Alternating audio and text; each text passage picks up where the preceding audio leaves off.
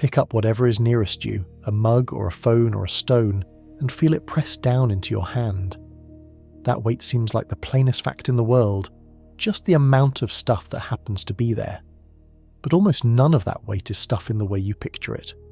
Nearly all of it is energy, locked up and moving inside particles that on their own weigh close to nothing. The word for how anything comes to weigh anything at all is mass, and after 4 centuries of physics, we still cannot fully say where it comes from. If following one idea slowly, all the way to the bottom, is your kind of evening, consider subscribing and staying a while. Here is the small question we will carry the whole way. When you hold something heavy, what are you actually holding? We will build the answer one careful step at a time. The weight in your hand is the oldest measurement there is. Long before anyone wrote down a law of physics, people hefted a stone to guess if it would fly true, cupped a handful of grain to judge a fair trade, lifted a child to feel how much they had grown. Weight is knowledge you have in your muscles before you have it in your mind. You pick a thing up and your arm tells you, without a single number, roughly how much is there. That feeling seems too simple to question. A full cup is heavier than an empty one because there is more in it. A brick is heavier than a feather because it is packed with more stuff. Weight, on this everyday picture, is just an honest report of how much material you are holding. More matter, more weight. It is the kind of fact that feels settled the moment a baby first drops a spoon and watches it fall. Hold on to that picture, because it is a good one and it will carry you a long way. But it hides a strange seam, and once you notice the seam you cannot stop seeing it. The heaviness you feel is not really a measure of how much stuff is present. It is a measure of something much stranger, and the deeper you go, the less the word stuff will help you. Start with the plainest split. What you feel in your hand is weight, and weight is the pull of the earth on the object. Take the same object to the moon, and it feels lighter, though nothing about the object itself has changed. So weight is a relationship, a conversation between the thing and the world it sits in. What stays the same, the property that belongs to the object no matter where you carry it, is what physicists call mass. Mass is the quantity the object keeps. You can already sense mass in a second way, one that has nothing to do with the ground. Set a heavy box on a smooth floor and push it sideways, and it resists you. Push an empty box the same way and it slides off easily. In that sideways shove there is no gravity doing the work, no down or up, only the object refusing to change what it was doing. That refusal is mass too. The same word covers the thing that presses into your palm and the thing that fights your push across a floor. Here is where the ordinary picture starts to strain. It feels obvious that the heaviness and the stubbornness are the same because they both come from the amount of stuff. But nothing forces those two feelings to agree. One is about how hard the earth pulls on you. The other is about how hard you are to shove. That they turn out to be the same number exactly is one of the deepest unexplained facts in all of physics, and we will spend a whole chapter just weighing that coincidence. And there is a stranger thing still, waiting under the surface.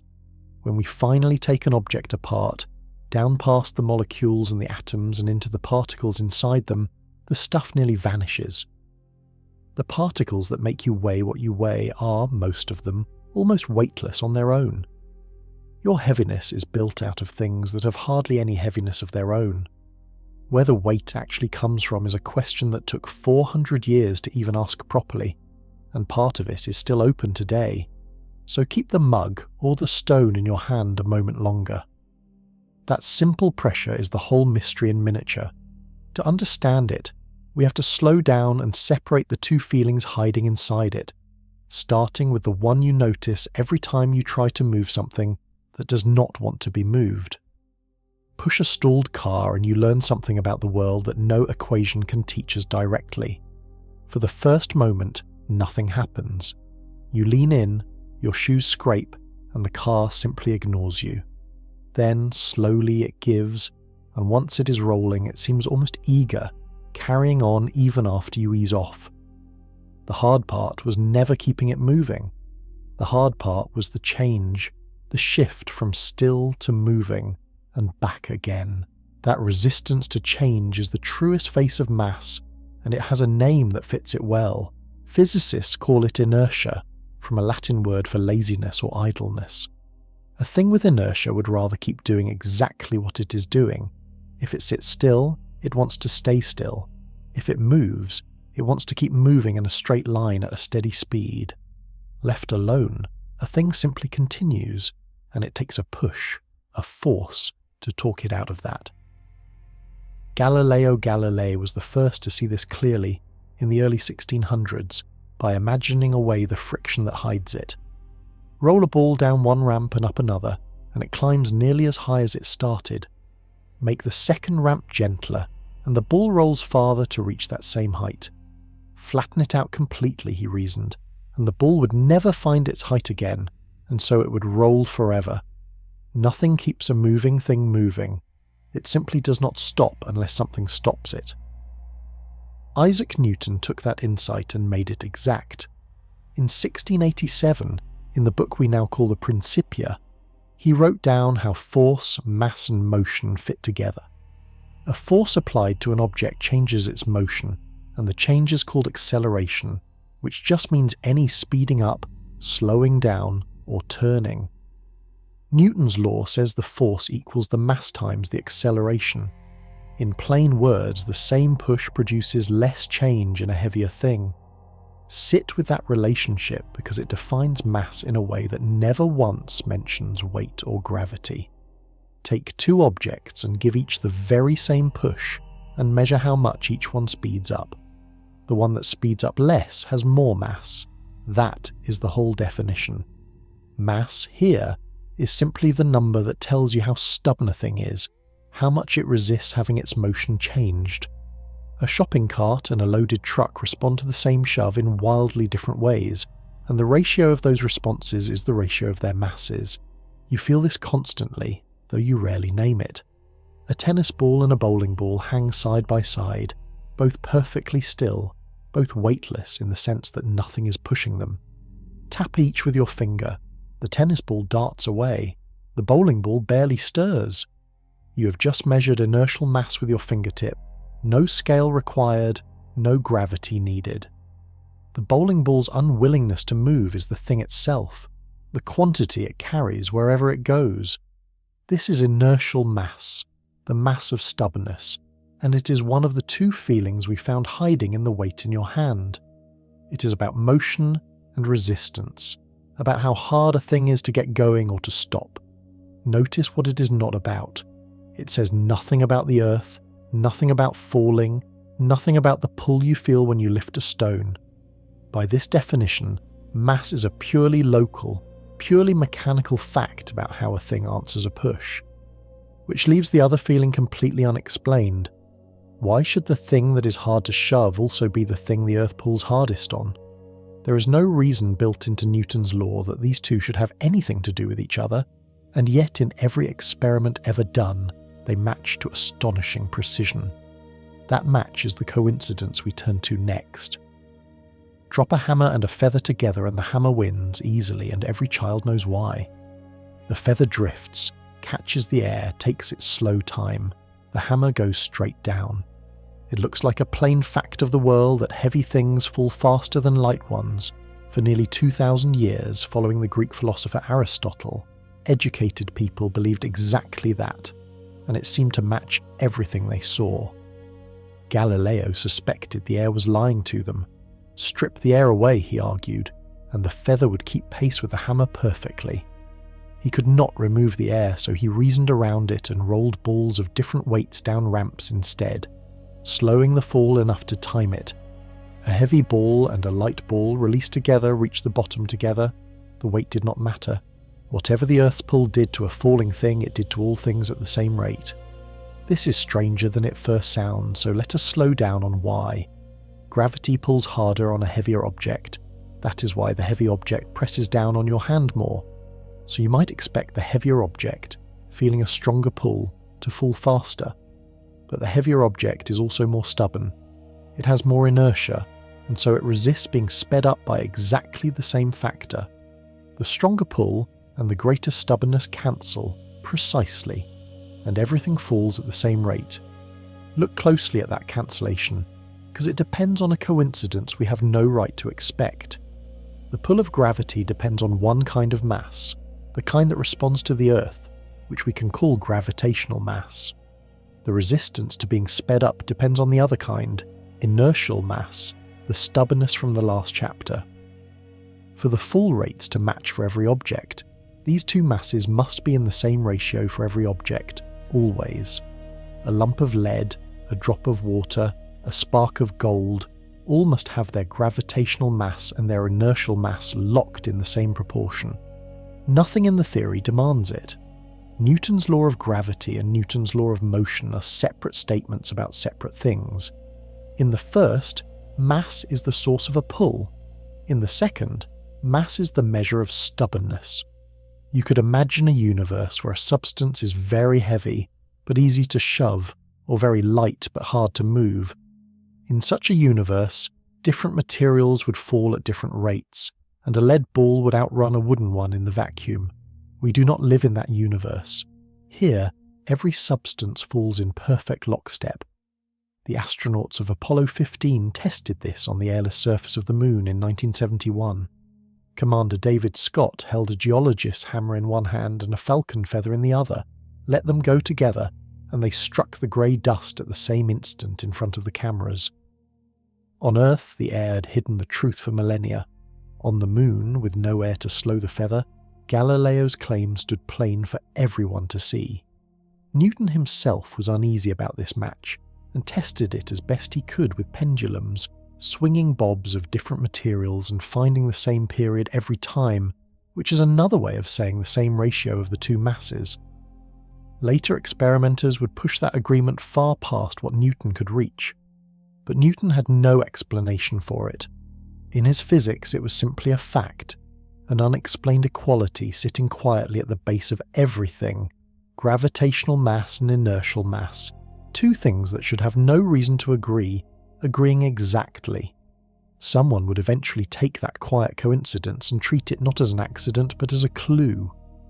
Before that, though, the equality needed to be tested to its limit, weighed with an instrument delicate enough to catch the faintest difference, if any difference was there to catch. A single thread of quartz, thinner than a hair, can weigh one of the deepest facts in physics. Hang a light rod from that thread, put a small mass on each end, and you have a torsion balance, an instrument so sensitive that a whisper of sideways force will twist the thread and turn the rod.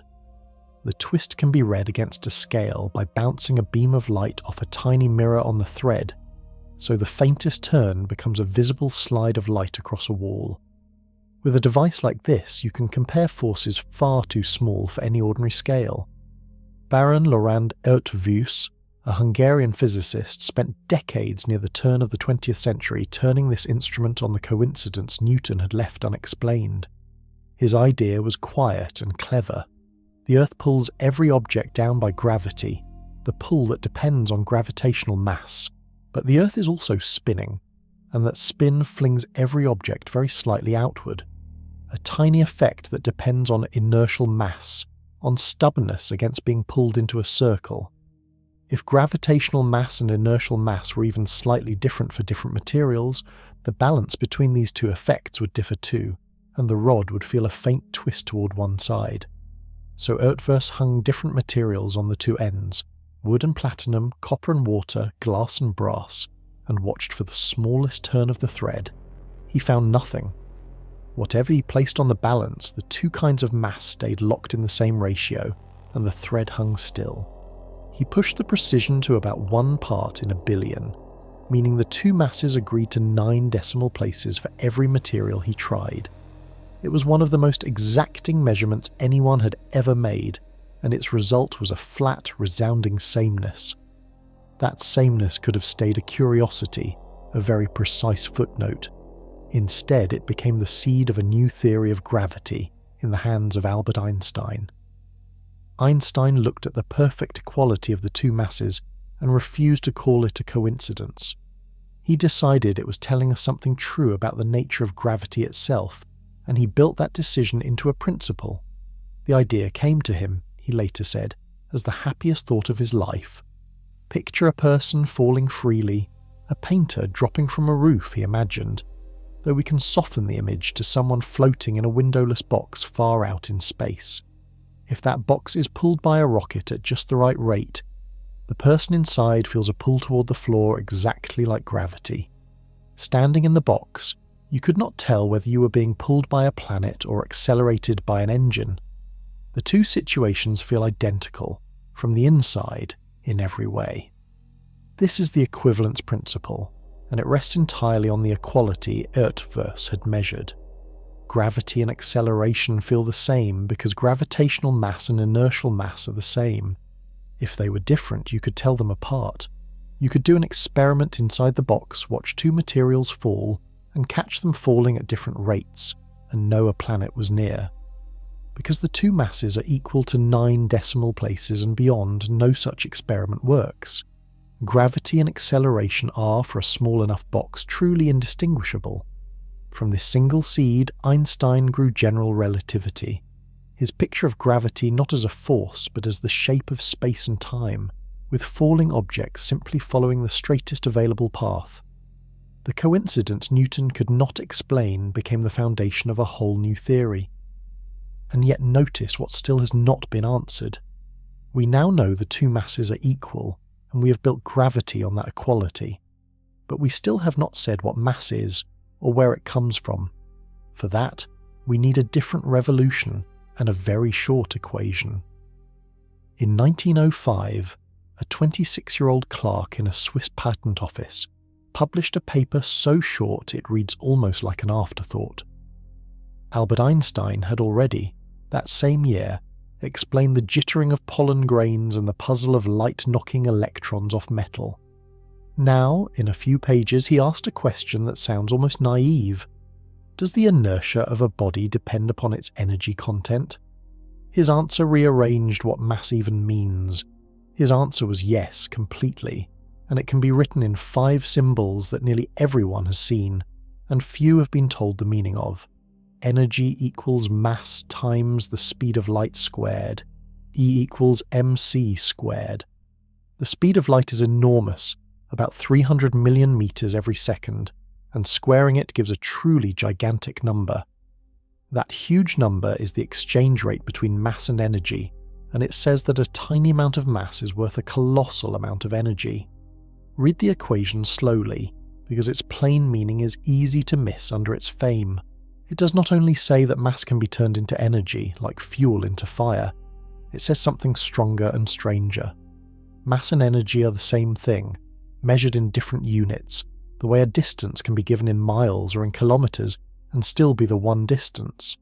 A hot object weighs a shade more than the same object cold, because the heat energy inside it has mass. A wound spring weighs a hair more than a slack one. Energy has weight. Mass is a form of energy, bottled up and standing still. The reason a hot cup does not visibly weigh more is that the speed of light squared is such a huge exchange rate. To gain a noticeable amount of mass, you would need an unimaginable amount of energy. Run it the other way though, and the same huge number becomes a promise. Turn even a whisper of mass into energy, and you unleash an astonishing amount of it. A single gram of matter, converted completely, holds roughly the energy of 20,000 tons of exploding chemical explosive. The equation reads gently and describes something that can level a city. Where the ordinary picture said weight is just the amount of stuff, Einstein says weight is, in part, the amount of energy, and energy is a far broader thing than stuff. A box of light, if you could build one, would weigh something, though light itself is made of massless particles, because the energy trapped and bouncing inside the box gives the box as a whole a mass. This is the first real crack in the simple idea we began with. The scale in your kitchen does not weigh matter. It weighs energy in all its forms, and matter is only one of them. This will turn out to be the key to the whole mystery, so hold it close. If energy has mass, then any system holding energy weighs more for it, and any system that loses energy weighs less. A thing does not have to be made of heavy parts to be heavy. It only has to contain energy, and there are ways to trap enormous energy inside things whose parts weigh almost nothing at all. That is exactly what happens inside every atom in your body, though it would take another half-century of physics to see it. For now, the meaning to carry forward is simple and strange. Mass is not a separate substance poured into things. It is energy, counted on a scale. The stone in your hand is heavy not only because of the matter in it, but because of the energy locked inside that matter, standing so still that it looks like solid weight. Einstein wrote the exchange rate. He did not yet know the largest furnace where nature runs the exchange constantly, pouring mass into light on a scale that lights the sky. That furnace is 93 million miles away, and you feel its output on your skin every clear afternoon. The sun is lighter today than it was yesterday, and that quiet loss is why you can see. Every second, deep in its core, the sun turns about 4 million tons of its own mass into energy and sends it streaming out as light and heat. It has been doing this for 4.5 billion years, and it will do it for billions more. The star is slowly weighing less, and the missing weight is the sunlight falling on every field and every rooftop on Earth. To see how a thing can lose weight by shining, we go into the sun's core, where the pressure is crushing and the temperature reaches about 15 million degrees. There, hydrogen nuclei, the lightest and simplest, are pressed so hard and so fast that they fuse. 4 of them, in a chain of steps, combine to make one nucleus of helium.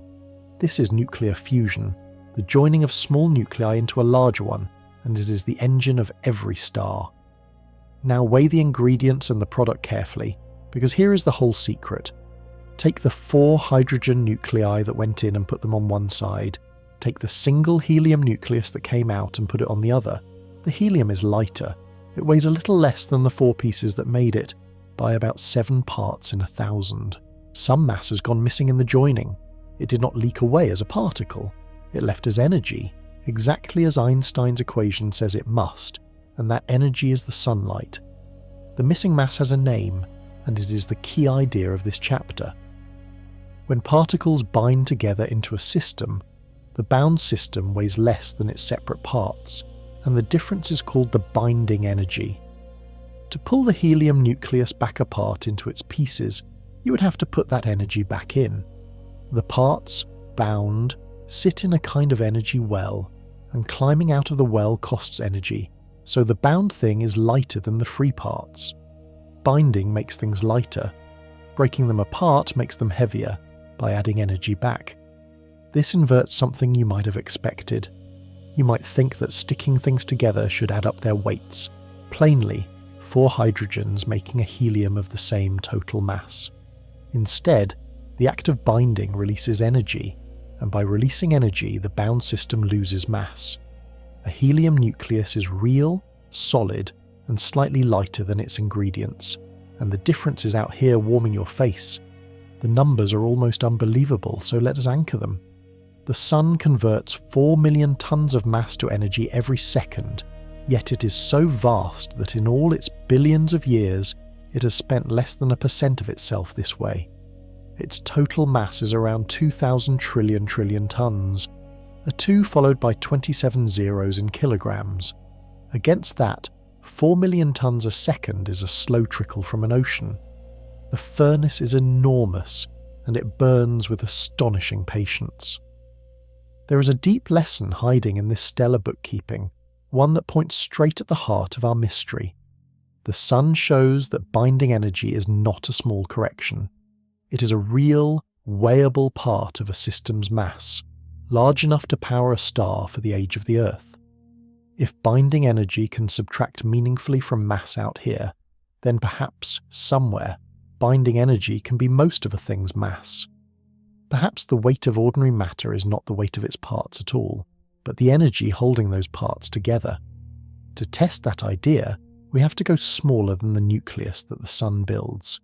We have to go inside the atom and inside the nucleus and ask where the weight of solid matter actually sits. The first person to find the answer did it by firing tiny bullets at a sheet of gold and watching, astonished, as a few of them bounced straight back.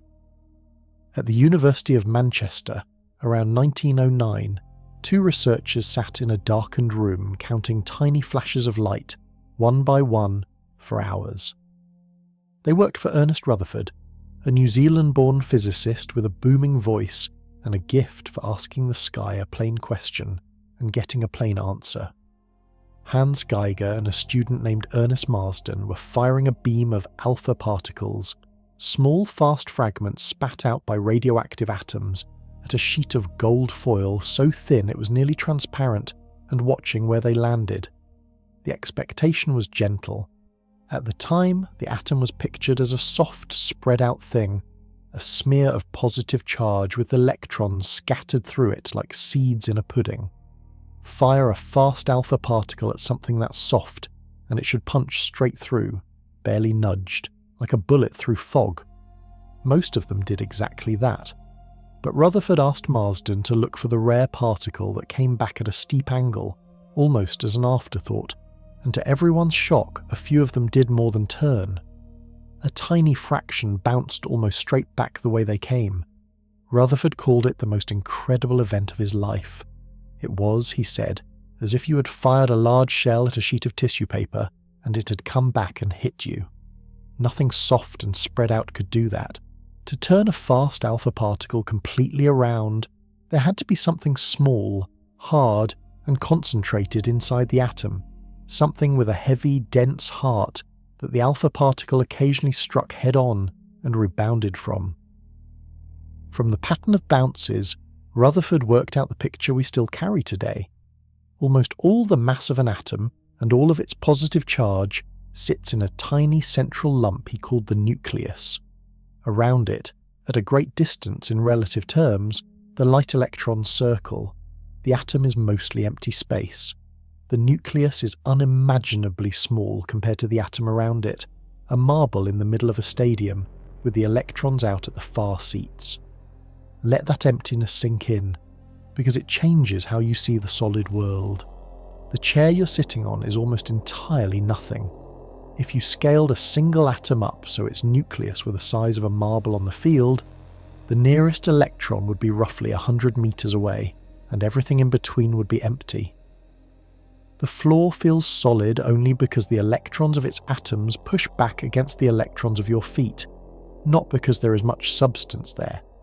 Matter is a scaffolding of forces around vast stretches of empty space, and here is the part that matters for our mystery. Nearly all the weight of that atom, and so nearly all the weight of everything around you, is packed into that vanishingly small nucleus. The electrons are almost weightless by comparison, about 2,000 times lighter than the particles in the nucleus. Weigh a gold atom, and you are essentially weighing its nucleus, with the electrons as a rounding error. The heaviness of the solid world lives in a set of tiny, dense points, one at the centre of every atom. So Rutherford's flashes of light in a dark room did two things at once. They emptied out the atom, showing that solid matter is mostly space, and they concentrated its mass into a nucleus almost too small to imagine. The question of where your weight comes from just got sharper and stranger. It comes from the nuclei of your atoms, which only pushes the question one step deeper. What is a nucleus made of, and does the weight of its pieces finally add up to the weight of the whole, the way the everyday picture always promised it would? To answer that, we have to open the nucleus itself. Open the nucleus, and you find it is not a single lump but a tight cluster, and the pieces have names you already know. A nucleus is built from two kinds of particle, the proton and the neutron, packed together in the smallest of spaces. The proton carries a positive electric charge. The neutron carries none, which is where its name comes from, neutral. Together they are called nucleons, the building blocks of every nucleus, and the number and mix of them is what makes one element different from another. The proton was Rutherford's find again, in the years after his gold foil work, when he showed that the nucleus of hydrogen, the lightest atom, is a single particle that turns up inside all other nuclei. He named it the proton, from the Greek for first. The neutron came later, in 1932, discovered by James Chadwick, an English physicist who had worked under Rutherford. Chadwick found a particle with nearly the same mass as the proton but no charge, one that could slip into nuclei unhindered because nothing electric pushed it away. With protons and neutrons, the everyday picture of weight seems, at last, to come good. Count the protons and neutrons in a nucleus, add up their masses, and you get very nearly the mass of the atom. A helium nucleus is 2 protons and 2 neutrons, and it weighs about 4 times a single proton. A carbon nucleus is 6 and 6, and weighs about 12. Iron, in the heart of a red star, is 26 protons and 30 neutrons, and its weight follows the count. The bookkeeping works. The whole is the sum of its parts, give or take the small binding energy the sun taught us about. So it looks like we have found the source of your weight. You are made of atoms. Atoms are mostly nucleus. Nuclei are made of protons and neutrons. Weigh the protons and neutrons and you have weighed yourself near enough. The proton and neutron are heavy, each about 2,000 times the mass of an electron, and there are a great many of them in you, on the order of 1,000 trillion. Multiply that count by the mass of one nucleon, and you get very close to your mass on the scale. The account seems to balance. For a while, in the middle of the 20th century, this was where the story rested. The proton and the neutron were treated as fundamental, as tiny solid grains that simply had the mass they had, no further questions asked. Your weight was the weight of your nucleons. If someone had asked why a proton weighs what it weighs, the honest answer would have been a shrug. It is a heavy particle. That is just how much it is. But that answer only holds if the proton and the neutron really are solid, indivisible grains, little billiard balls of matter with mass built in. And there were hints that they were not. Physicists began to find a whole zoo of particles related to the proton and neutron, dozens of them, heavier cousins with strange behaviours, tumbling out of their accelerators. A truly fundamental particle should not have a crowd of relatives. The sheer number of these particles felt less like a set of elementary building blocks and more like a set of combinations, like the many notes you can play on a few strings. That suspicion turned out to be exactly right, and following it, we'll overturn everything we just settled. The proton is not a solid grain. It has an inside, and when we finally look within it, the neat account we just balanced, the weight of the whole equal to the weight of its parts, will collapse in the most spectacular way. The parts inside the proton weigh almost nothing, and yet the proton is heavy. To see how that can be, we have to fire an even sharper beam at an even smaller target. To look inside a proton, you need a probe smaller than a proton, and in the late 1960s, physicists finally had one. At the Stanford Linear Accelerator Center in California, a machine 2 miles long fired electrons to nearly the speed of light and slammed them into protons sitting in a target of liquid hydrogen. Electrons are tiny, far smaller than the proton, and moving that fast they made superb probes. The experiment was a repeat of Rutherford's idea at a deeper level, firing small bullets at a target to feel out its insides by how they scatter. The technique had a name, deep inelastic scattering, and the words are worth unpacking plainly. Deep meant the electrons were probing deep inside the proton, not just glancing off its surface. Inelastic meant the proton was often shattered or excited in the collision, not left whole, so the electron gave up a large share of its energy. By measuring how the electrons bounced, at what angles and with how much energy lost, the physicists could map what was inside the proton, the way Rutherford had mapped the atom, and they found the same shocking thing Rutherford had, one level down. Most electrons passed through with only small deflections, but some bounced hard at sharp angles, far more often than they should if the proton were a soft uniform blob of charge. That pattern meant the proton was not smooth inside. It had hard little scattering centres within it, small points of concentrated charge that the electrons occasionally struck head-on. The proton, like the atom before it, had structure. It had parts. Those parts had in fact already been predicted on paper from a completely different direction. A few years earlier, in 1964, 2 physicists working separately, Murray Gell-Mann and George Zweig, had noticed that the whole confusing zoo of proton-like particles fell into neat patterns, as if each were built from a few simpler pieces. Gell-Mann proposed 3 such pieces and gave them a deliberately odd name borrowed from a line in a James Joyce novel. He called them quarks. Zweig, who had the same idea, called them aces. The name that stuck was quarks. On this scheme, the proton is not fundamental at all.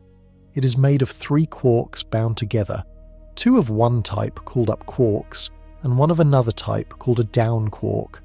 The neutron is the mirror image, 2 downs and 1 up. The up and down quarks carry fractional electric charges, odd thirds of the proton's charge, which had seemed too strange to be real when Gell-Mann first suggested them. For a while, even he treated them as a bookkeeping trick rather than real objects. The scattering at Stanford turned the bookkeeping trick into hard reality. The hard points inside the proton, the little centers the fast electrons bounced off, behaved exactly like the quarks on paper. There really were 3 main scattering centers of fractional charge inside each proton. The quarks were not a mathematical convenience. They were there, physical grains inside a particle that everyone had thought was itself a grain. The work earned a Nobel Prize, and it settled that the proton has an interior. So now we can ask our weight question at the deepest level yet. The proton is heavy. The proton is made of 3 quarks. So surely the proton's weight is the weight of its 3 quarks. Added up, the way the nucleus's weight was very nearly the weight of its nucleons. That would keep the everyday picture alive 1 more level down. The whole would again be the sum of its parts, and we could point at the quarks and say, there, that is where your weight finally comes from. But when the quarks were weighed, the account did not just fail to balance, it failed by a staggering, almost absurd amount. The 3 quarks inside a proton weigh, together, almost nothing at all. Weigh the 3 quarks inside a proton, and they come to about 1% of the proton's mass. The other 99% is simply not there in the parts. Take the 2 up quarks and the 1 down quark that make a proton, add up the mass each one carries on its own, and the total is a tiny sliver of the whole. It is as if you weighed a car, took out the engine and seats and wheels and body, weighed all of those and found they came to the mass of a bicycle bell. The up quark and the down quark are astonishingly light. Their masses are so small that they are hard to pin down precisely, but the up quark is only a few times the mass of an electron, and the down quark a little more. Set against the proton they build, which is about 2,000 times an electron, they nearly vanish. 3 of these feather-like quarks somehow combine into a proton that is heavy enough to be, along with its neutron partner, essentially all the weight of the ordinary world. Stop and feel how strange this is, because it breaks the promise the everyday picture has been making since the first chapter. Weight, we assumed, is the amount of stuff, and the stuff is the parts, so the parts should add up to the whole. That held for the atom. It nearly held for the nucleus. It shatters completely at the proton. The parts of a proton carry only 1/100th of its mass. The proton is almost entirely heavier than the things it is made of.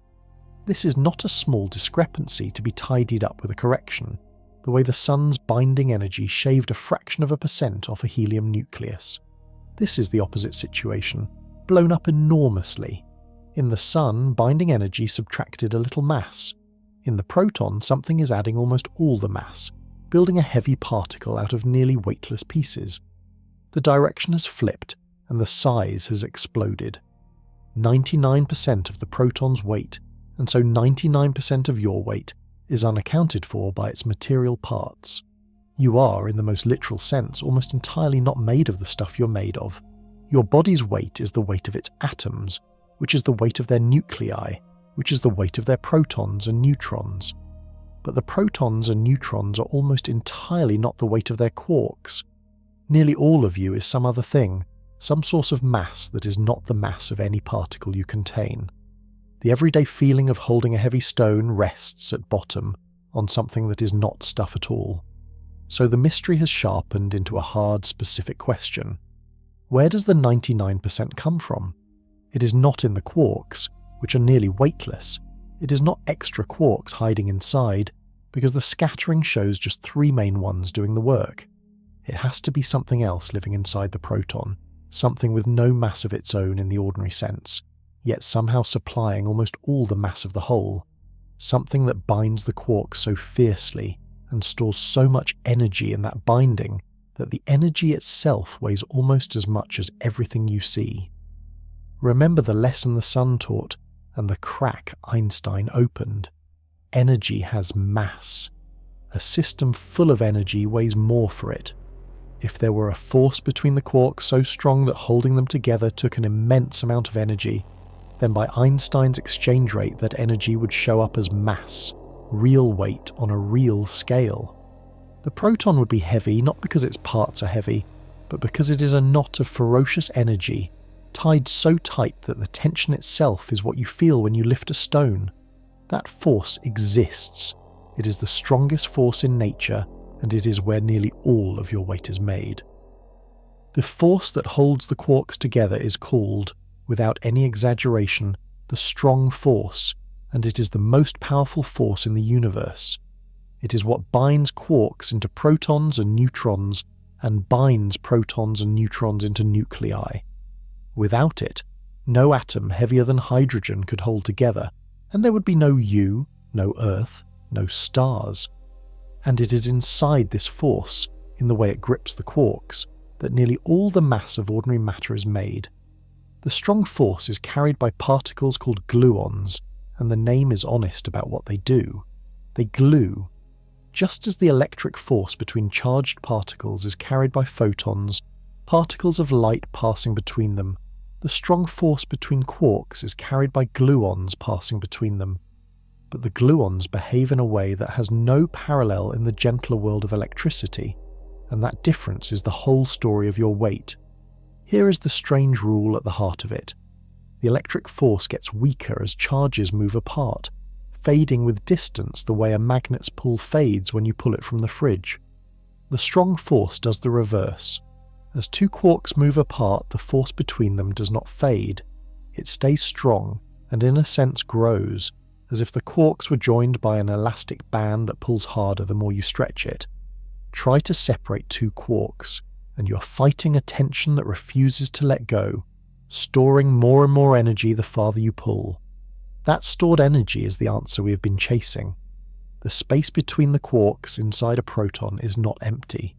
It is filled with a strong force field, a churning, seething mess of gluons and the energy they carry, constantly flickering.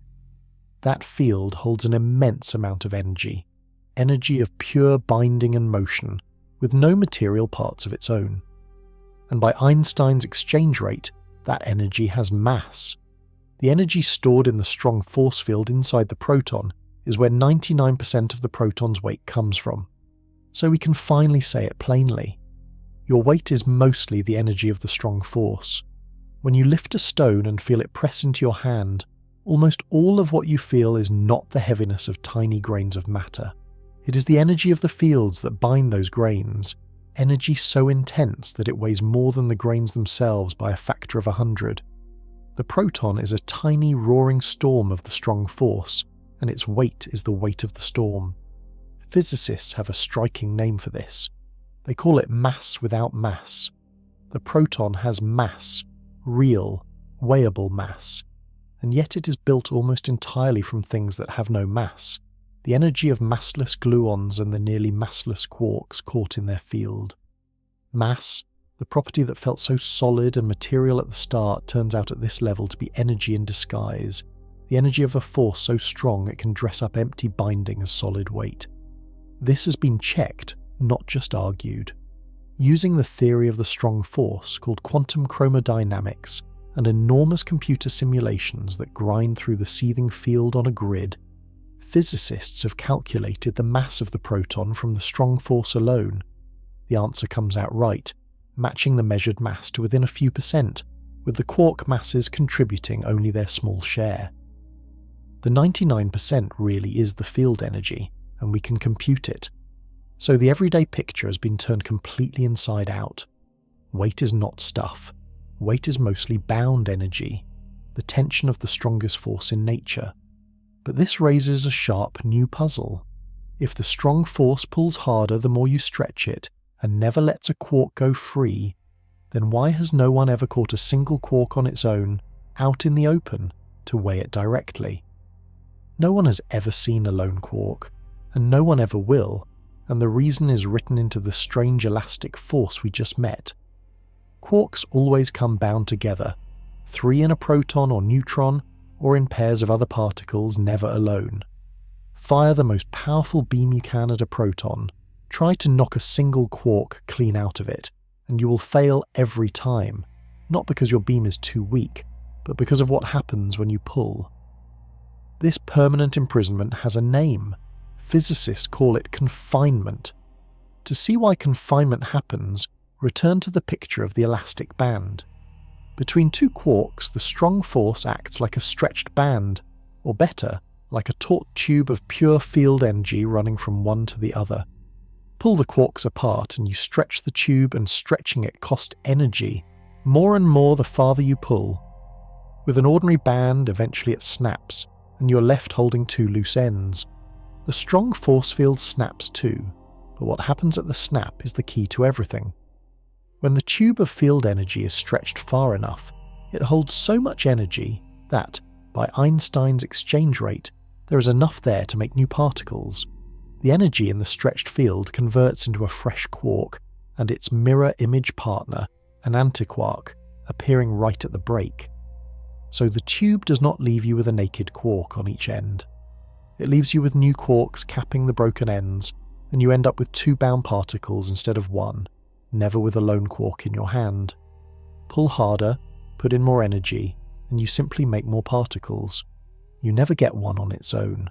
This is why every attempt to isolate a quark produces instead a spray of ordinary particles, jets of them, each a tidy bundle of quarks bound up with the antiquarks that the snapping field created. The quark you tried to free is always instantly clothed in new partners drawn straight out of the field's energy. Confinement is not a practical difficulty to be overcome with a bigger machine. It is a law of how the strong force works. The quark cannot be freed because freeing it makes the very thing that binds it.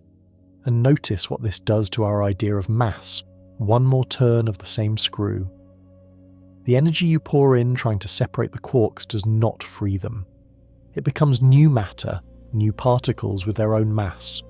Push energy into the strong field and matter appears. This is Einstein's equation running in the direction we rarely picture. Energy congealing into mass right before our instruments every time a proton is struck hard enough. Mass is being manufactured out of field energy, routinely, in every high-energy collision on Earth. So the solid, weighable proton is a far stranger object than it first seemed. It is a bag of 3 light quarks, yes, but those quarks can never leave, held by a field whose stored energy makes almost all the weight. A field so charged that stretching it births new matter. The proton is less like a bag of marbles and more like a standing knot of energy that happens to hold 3 quarks at its core. Its solidity, its heaviness, its refusal to be taken apart are all the same fact about the strong force seen from different sides. We have now accounted for the great bulk of your weight, the 99%, as the energy of the strong force, bound and confined. But there is that leftover 1%, the small mass the quarks do carry, and the mass of the electron circling far outside. That remainder is tiny, but it will turn out to be the deeper mystery, because unlike the strong force mass, it cannot be explained by any binding energy. It is mass that the particles simply have, built in, and no one knew why they had it, or why in such peculiar amounts. The small remainder is where the real trouble begins. We have explained 99% of ordinary mass as the energy of the strong force, and that is a triumph. But it leans entirely on the quarks having a little mass to begin with, and on the electron having its mass. And these small, built-in masses cannot be explained by any binding energy at all. They are not the energy of a field holding parts together. The quark and the electron are, as far as anyone can tell, truly fundamental, with no parts inside them and nothing to bind. Line up the particles that seem to have no inner structure, the ones physicists call elementary, and you find a short, strange list. there are 6 kinds of quark, of which the up and down build all ordinary matter, and the other 4, with names like strange, charm, bottom and top, are heavier and quickly decay. There are the electron and 2 heavier cousins, the muon and the tau, which behave just like electrons but weigh more. And there are the ghostly neutrinos, which we will come to. Each of these particles has a mass, and for the fundamental ones that mass is not binding energy. It is intrinsic. It is simply how much the particle is, and the amounts make no sense. The up and down quarks are feather-light, a few times the electron. The strange quark is heavier, the charm heavier still, the bottom heavier again, and the top quark, the heaviest of all, weighs as much as an entire atom of gold, hundreds of thousands of times the electron.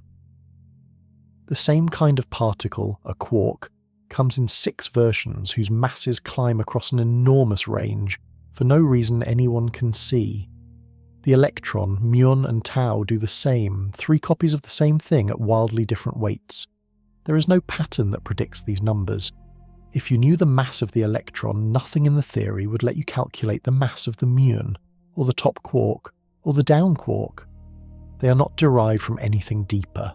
They are measured, written into the theory by hand, 12 or so separate numbers that nature simply chose and that we simply record. The most successful theory in the history of physics, the Standard Model, cannot tell you why the electron weighs what it weighs. It can only wait for you to measure it, and then use that number. This is a very different kind of mystery from the one the strong force solved. There, we asked where the weight came from, and the answer was bound energy, computable and clear. Here, we're asking why a truly fundamental structureless particle has any mass at all, and why that particular amount. Binding energy cannot help because there is nothing to bind. Whatever gives the electron its mass has to give mass to a thing with no inside, a point with no parts. That is a stranger requirement, and for a long time it looked impossible to meet. In fact, when physicists first built the modern theory of particles, they ran into a wall precisely here. The most elegant version of the theory, the one whose symmetry made everything else work, demanded that these fundamental particles have no mass at all. The mathematics that unified the forces so beautifully insisted that the electron, the quarks, and the force-carrying particles should all be massless, flying at the speed of light, never at rest. The theory's own beauty forbade the very masses we measure every day. So the small remainder is not a footnote, it is a crisis at the foundations. The world plainly contains particles with definite intrinsic masses in a strange staircase of values. The best theory we have says they should have none. Something must be giving mass to particles that the theory wants to leave weightless, and doing it in a way that respects the theory's beautiful symmetry rather than smashing it. Finding that something took a decade of struggle, and it began with a different puzzle entirely, about a force that seemed to have the wrong kind of messenger. There is a 4th force, alongside gravity, electricity, and the strong force, and it is the one that lets the sun burn and the elements change. It is called the weak force, and it is responsible for a kind of radioactivity in which one particle turns into another, a neutron becoming a proton, for instance, deep in the fusion that powers the sun. Without the weak force, the first step of the sun's fusion could not happen, and no star would shine. It is subtle and short-ranged, but the whole chemistry of the cosmos depends on it. Every force in the modern picture is carried by particles passing between the things it acts on. Electricity is carried by the photon, the strong force is carried by gluons, and the weak force, it turns out, is carried by 3 particles, named with the plainness physicists sometimes reach for, the W+, the W-, and the Z.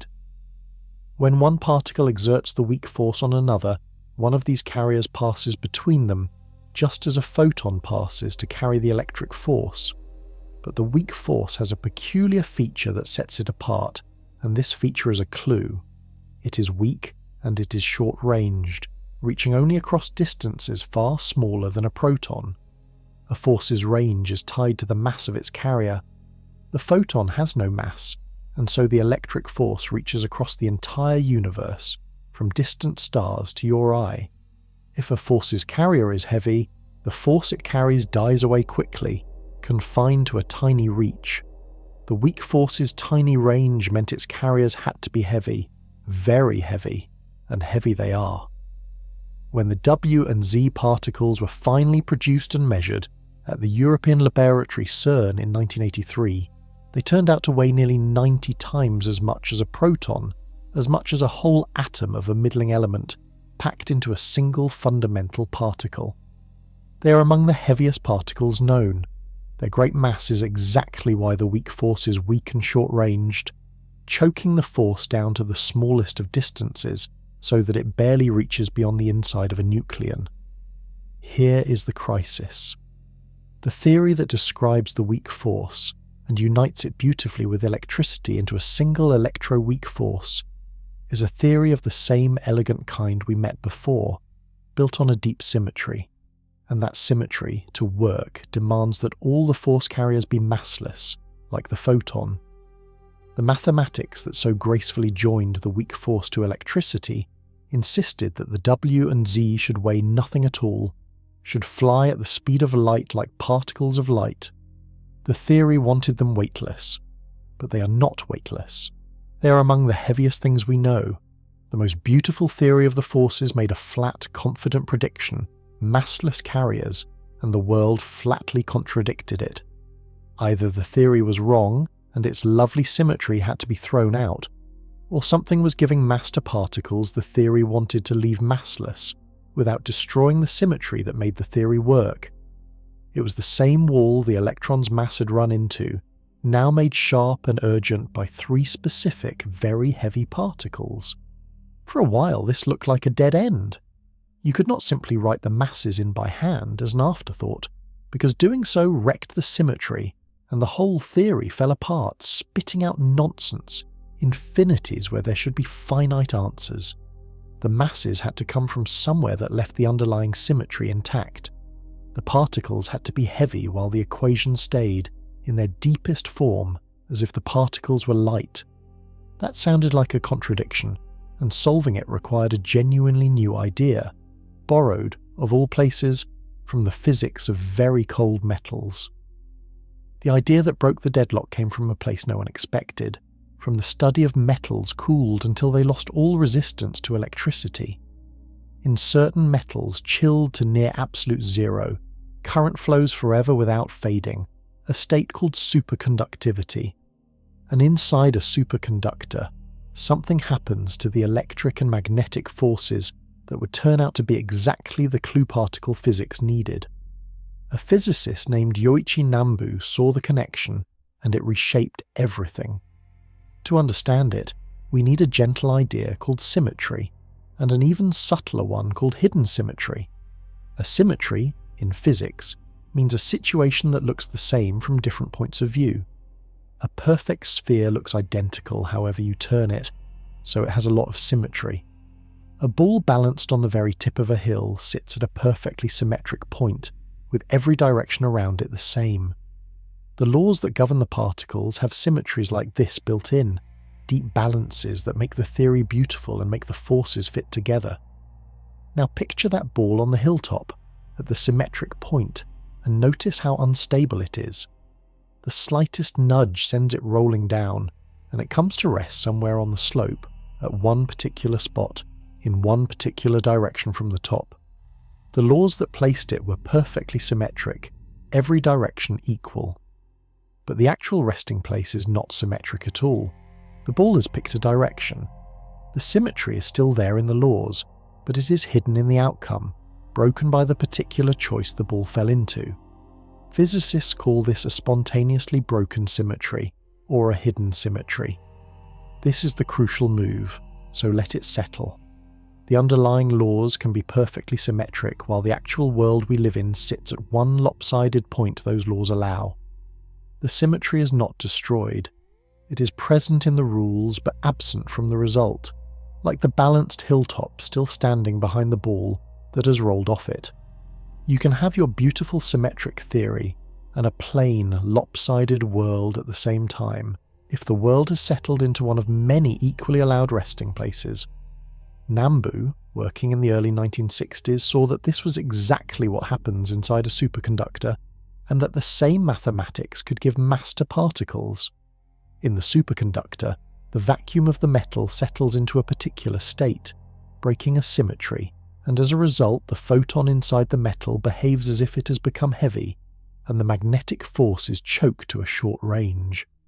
A massless carrier, the photon, acts massive because the medium it moves through has settled into a lopsided state.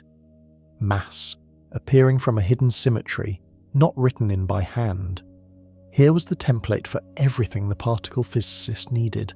If the empty vacuum of the whole universe had somehow settled into a lopsided state, breaking the beautiful symmetry of the electroweak theory, then the force carriers moving through that vacuum could acquire mass, exactly as the photon does in a superconductor. The symmetry would remain in the underlying laws, keeping the theory sensible and finite, while the world we live in sat at one lopsided resting place, giving the W and Z their great weight. The contradiction dissolved. Nambu's insight won him a Nobel Prize decades later, and it supplied the mechanism, the how, of mass appearing without ruining the symmetry. But it left a gap. In the simplest version, breaking a symmetry this way produced unwanted, massless particles of its own, ripples that should have been easy to see and were nowhere to be found. The idea was almost right, close enough to feel true, but something was missing to make it fit the real world of the forces. Filling that gap and turning the borrowed metaphor into a real theory of mass fell to a small group of physicists working in 1964. In 1964, within a few months of each other, 3 teams of physicists reached the same idea, and it is the idea that finally explains where fundamental mass comes from. In Belgium, François Englert and Robert Brute worked it out together. In Britain, Peter Higgs arrived at it alone, and a third team, Gerald Guralnick, Carl Hagen and Tom Kibble, found it as well. They were all chasing the same gap Nambu had left, and they closed it in the same way, by proposing a new field that fills all of space. To grasp what they proposed, hold the idea of a field. A field is just a quantity that has a value everywhere, at every point in space. The temperature in a room is a field, warmer near the radiator, cooler by the window, a number at every spot. The magnetic field around a magnet is a field with a direction and a strength at each point. The physicists of 1964 proposed that there is another field filling the entire universe, present in every cubic inch of space, in the room around you, and in the deepest void between galaxies. It came to be called the Higgs field.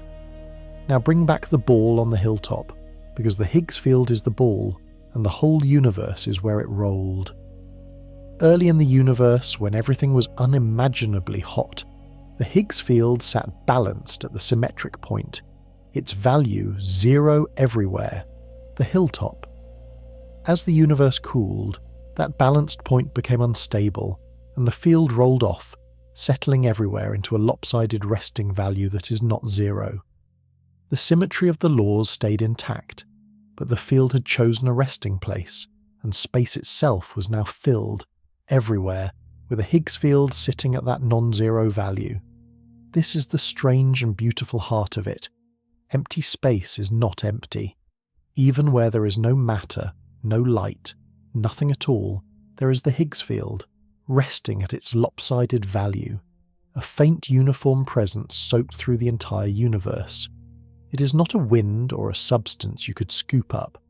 It is a background condition of space, a value that space simply has, everywhere, all the time, left over from the moment the young universe cooled and the field rolled off its hilltop.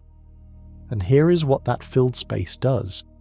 As particles move through this ever-present Higgs field, some of them interact with it, and that interaction is what we experience as their mass.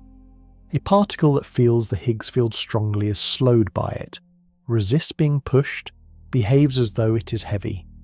A particle that ignores the field sails through untouched and stays massless, like the photon, which does not feel the Higgs field at all. The intrinsic mass of a fundamental particle, the built-in weight the theory could not otherwise explain, is the strength of its coupling to the Higgs field that fills all of space, so the crisis is resolved, exactly along Nambu's lines. The electroweak symmetry is spontaneously broken by the Higgs field settling into its lopsided value. The W and Z carriers, moving through the filled space, gain their great mass from it, which is why the weak force is weak and short-ranged. The electron and the quarks gain their small built-in masses the same way, each by how strongly it couples to the field.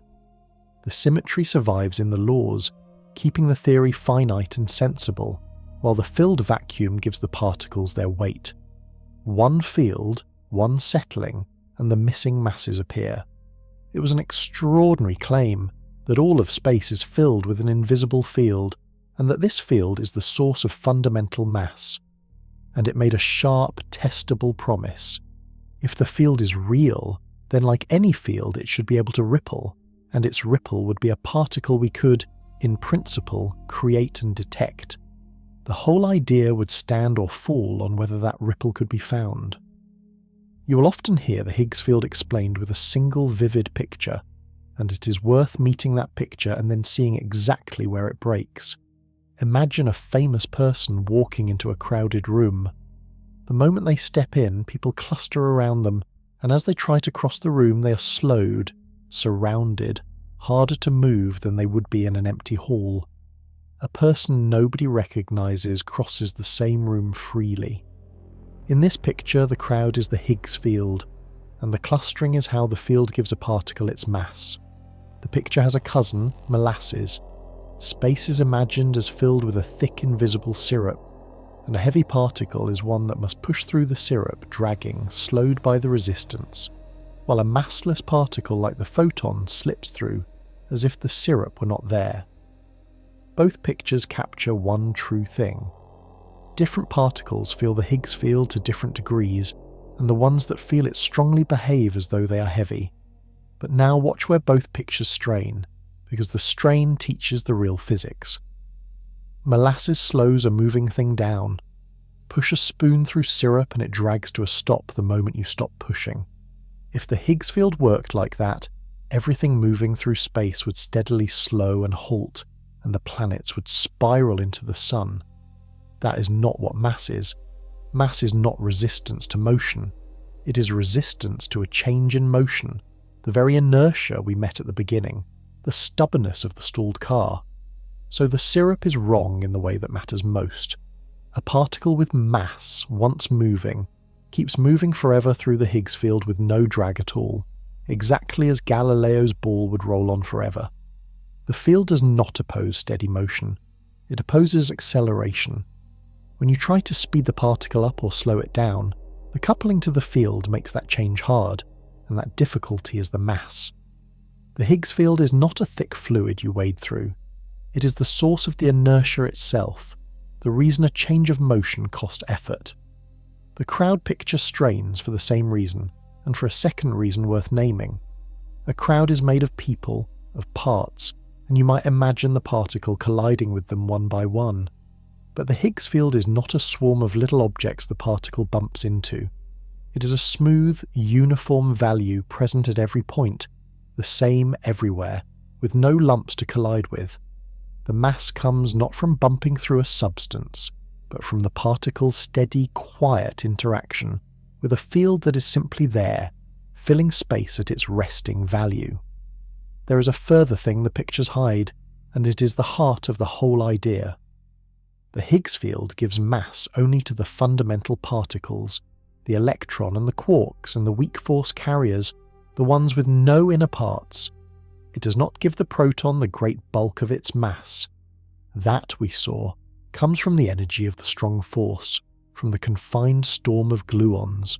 So the Higgs is responsible for only a small slice of your weight, the 1% the strong force could not explain, plus the mass of your electrons. It is the source of fundamental mass, not of most of your mass. Keep, then, the one true thing the pictures carry and drop the syrup. Space is filled with the Higgs field. Fundamental particles interact with it, and the strength of that interaction is their mass, their built-in resistance to being pushed. That is the plain claim, and it is either true of the world or it is not. The way to find out was to look for the one thing a real field can always do, and a mere metaphor cannot. A real field can ripple. Every field that truly exists can be made to ripple, and its ripples are particles. This is one of the deepest lessons of modern physics, that the particles we call fundamental are really ripples in fields that fill space. The electron is a ripple in an electron field. The photon, the particle of light, is a ripple in the electromagnetic field. Disturb a field, put energy into it in the right way, and a ripple springs up and travels, and that ripple is what we detect as a particle. So if the Higgs field is real, and not just a convenient story, then it too must be able to ripple. Give the Higgs field a hard enough knock, concentrate enough energy in one small place, and a ripple in the Higgs field should appear, a particle of the field itself. This particle came to be called the Higgs boson. It is the field made briefly visible, the one thing that could prove the invisible, space-filling field was actually there. Find the boson, and you have found the field. Fail to find it, and the whole beautiful idea is in doubt. The trouble was that no one knew how hard a knock it would take. The theory predicted that the Higgs boson existed, but it did not predict how heavy the boson would be, and its mass set how much energy you needed to make it. It could be light, or it could be heavy, and you had to search across a wide range of possible masses, building machines powerful enough to reach each one in turn.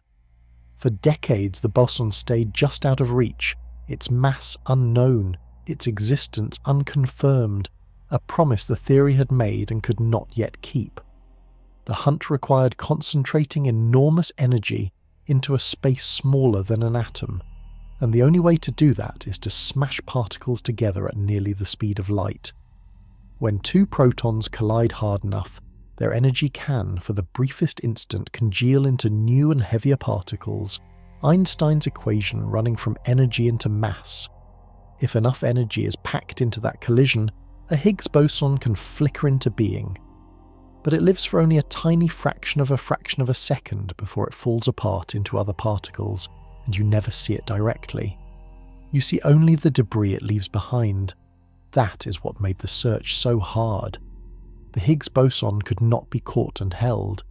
It could only be inferred from the particular spray of lighter particles it decays into, a pattern hidden among the countless ordinary sprays that every proton collision produces.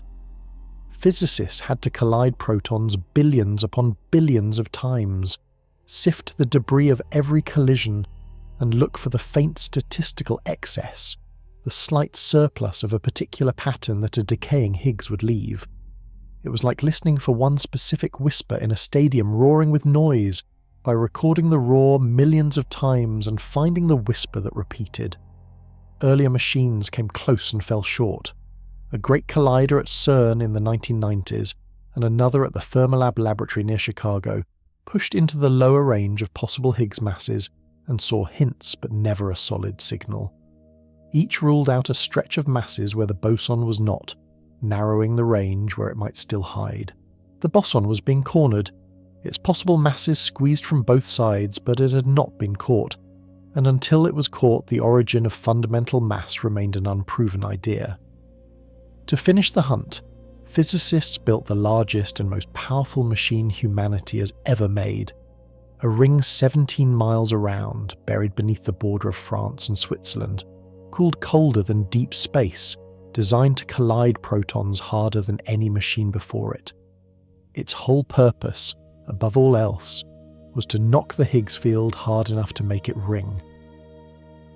On the 4th of July 2012, two teams of physicists at CERN stood up before a packed auditorium and announced that they had found it. The machine was the Large Hadron Collider, the 17-mile ring beneath the French-Swiss border, and for 2 years it had been smashing protons together tens of millions of times every second. Two separate detectors, enormous instruments the size of buildings, had been watching the debris. One was called Atlas, the other CMS, and they were built and run by different teams who did not share their results as they worked, precisely so that each could check the other. That independence was the point. If two teams, using two different detectors, analysing their data separately, both saw the same faint signal at the same mass, then the signal was almost certainly real and not a fluke of one machine or one method. And that is exactly what happened. Both Atlas and CMS saw the same small excess in their debris, the same slight surplus of particular decay patterns pointing to a new particle of the same mass. Two roads, one answer, arrived at independently. The mass they found was about 125 times the mass of a proton, written by physicists as 125 GeV, a unit of mass energy suited to the particle world. It sat squarely in the range that earlier machines had squeezed it into, neither too light for them to have missed easily, nor too heavy for the new collider to reach. The Higgs boson had been hiding at just about the mass that made it hardest to find, and the Large Hadron Collider had been built powerful enough to corner it there at last. In the audience that day sat Peter Higgs and François Englert, two of the physicists who had proposed the field almost 50 years earlier, in 1964. They had written down the idea as young men on the strength of pure theory, and they had waited half a lifetime to learn whether nature had actually used it. Higgs, an intensely private man, was seen to wipe away tears. Robert Brute, who had worked out the idea with Englert, had died the year before and did not live to see it confirmed. The following year, in 2013, Higgs and Englert shared the Nobel Prize in Physics for the prediction. The prize could go to at most 3 living people, and the history was tangled, with several teams having reached the idea at once, so not everyone who deserved recognition could receive it. But the central fact was settled beyond doubt. The Higgs field is real. Space is filled with it. Fundamental particles get their mass by interacting with it. The idea that had seemed almost too strange to believe, an invisible field soaked through all of space giving weight to matter, was confirmed by the debris of colliding protons. It was the final missing piece of the Standard Model, the theory that describes all the known particles and 3 of the 4 forces. Every particle the theory predicted had now been found, the last and hardest being the Higgs. In one sense, it was a triumph as complete as physics ever achieves, a decades-long prediction confirmed to the letter, a whole framework closed and sealed. And yet the discovery answered the how while leaving the why wide open. We now knew that particles get their mass from the Higgs field, and we could even measure how strongly each particle couples to it. But nothing told us why each particle couples as strongly as it does. The Higgs gives the electron its mass, yes, but why that mass, and not a different one? The field explained the mechanism of mass and handed us, unchanged, the old mystery of the strange staircase of values. The strength with which each particle grips the Higgs field is called its coupling, and here the triumph turns quietly back into a puzzle. The Higgs field explains that a particle's mass comes from how strongly it couples to the field, but it does not explain why the electron couples weakly, and the top quark couples with tremendous strength. Each coupling is a separate number, and the theory does not predict any of them.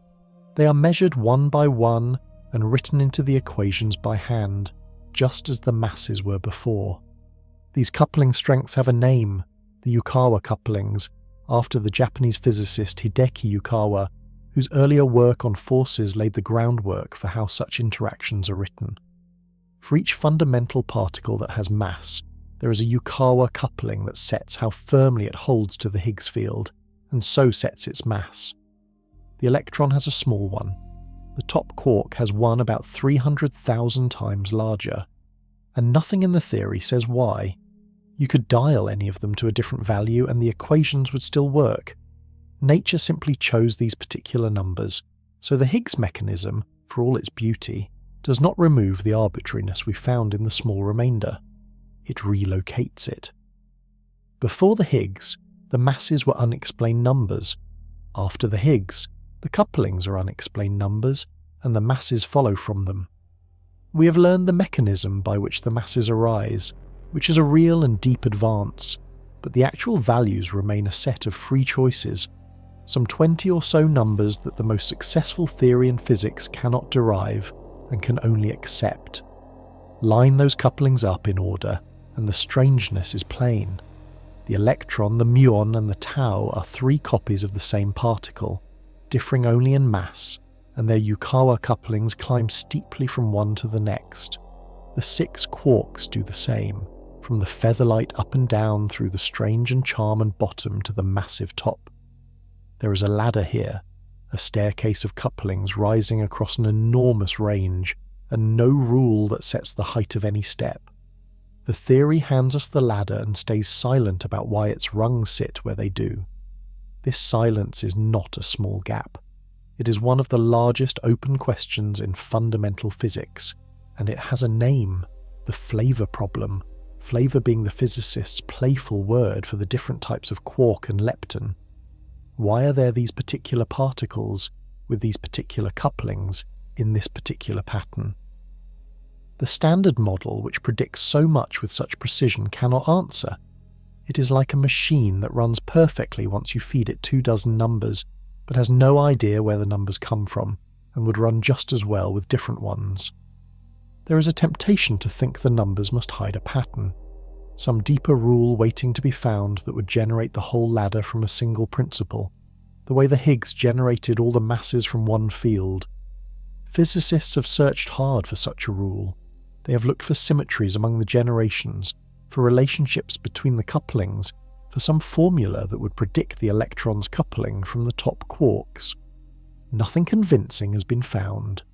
The couplings sit there, precise and arbitrary, measured to many decimal places and explained by nothing, and the arbitrariness is not even the strangest part.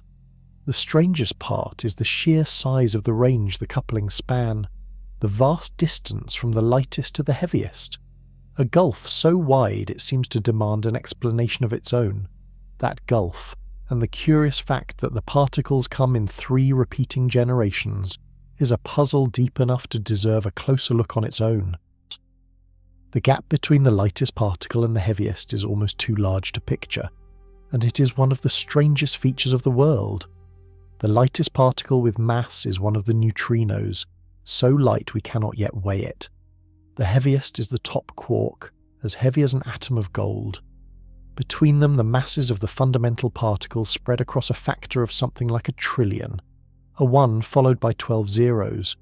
All of these are, as far as we know, equally fundamental, equally simple, equally without parts. Yet their masses span a range as wide as that between a single grain of sand and a small mountain. Nothing requires such a spread.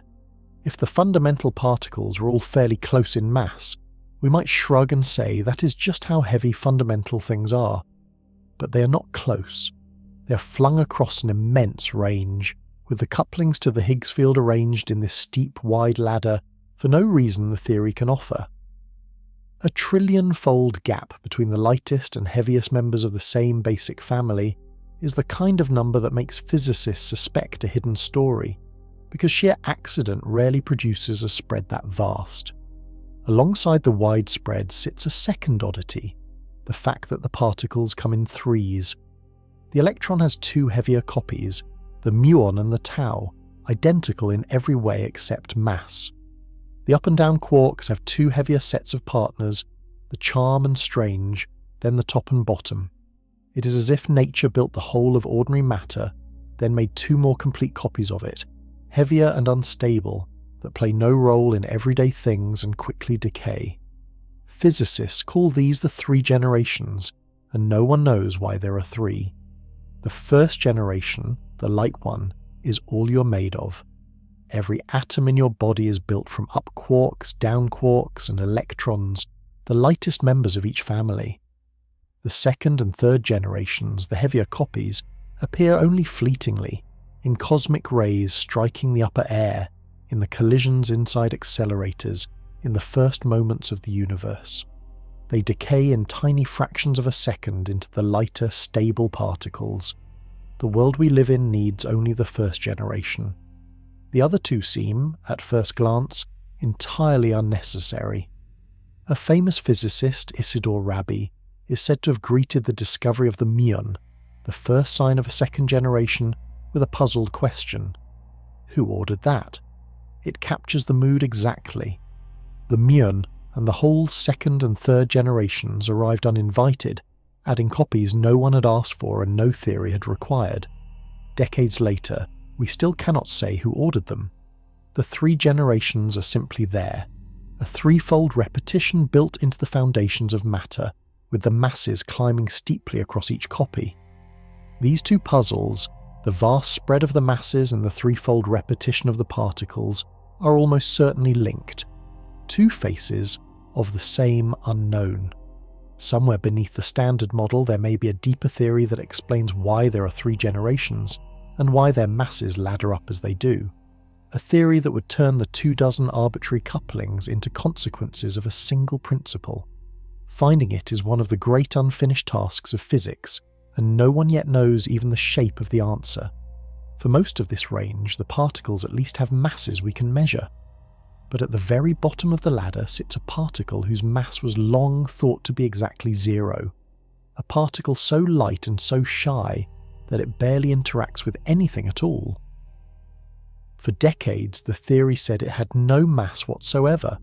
Then a slow, patient set of experiments showed that even this ghost has weight, and its tiny mass cracked open the closed and finished standard model.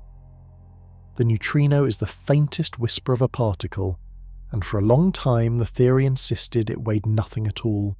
Neutrinos are produced in vast numbers by the sun, by nuclear reactions, by the decay of other particles, and they pass through matter almost as if it were not there. Right now, trillions of neutrinos from the sun are streaming through your body every second, and virtually none of them touch a single atom in you. They would pass through a wall of lead a light year thick with only about half of them stopped. They are the most elusive particles we know. In the original standard model, the neutrino was given a mass of exactly zero. This was not an oversight. It fit everything known at the time, and it fit a curious observed fact about how neutrinos spin, a handedness that seemed to require them to be massless and to travel, like light, at the speed of light. So the theory was built with a weightless neutrino, and for years nothing contradicted it. The neutrino took its place at the very bottom of the ladder of particles, below even the light electron with a mass of nothing at all. But there was a problem that would not go away, and it came from the sun. Physicists could calculate from the sun's known fusion how many neutrinos it must produce, and they built detectors deep underground to catch the tiny fraction that would interact. The first great detector, run by Raymond Davis in a gold mine in South Dakota through the 1960s and after, counted the solar neutrinos as they arrived, and it found only about a third of the number the sun should have been sending. 2 neutrinos out of every 3 had simply gone missing on the way. This was the solar neutrino problem, and it sat unsolved for decades. Either the sun was not working the way physicists thought, or the calculation of how many neutrinos it made was wrong, or something was happening to the neutrinos in flight between the sun and the Earth. The detectors were checked and rechecked. The theory of the sun was refined and confirmed by other means. The neutrinos were genuinely disappearing, and no one could say where they went. The shortfall was stubborn, precise, and deeply puzzling. The resolution when it came was stranger than any of the guesses, and it broke the massless neutrino. It turned out that neutrinos come in 3 types, tied to the 3 generations: an electron type, a muon type, and a tau type. The sun makes the electron type. Davis's detector could see only the electron type, and the missing neutrinos had not vanished at all.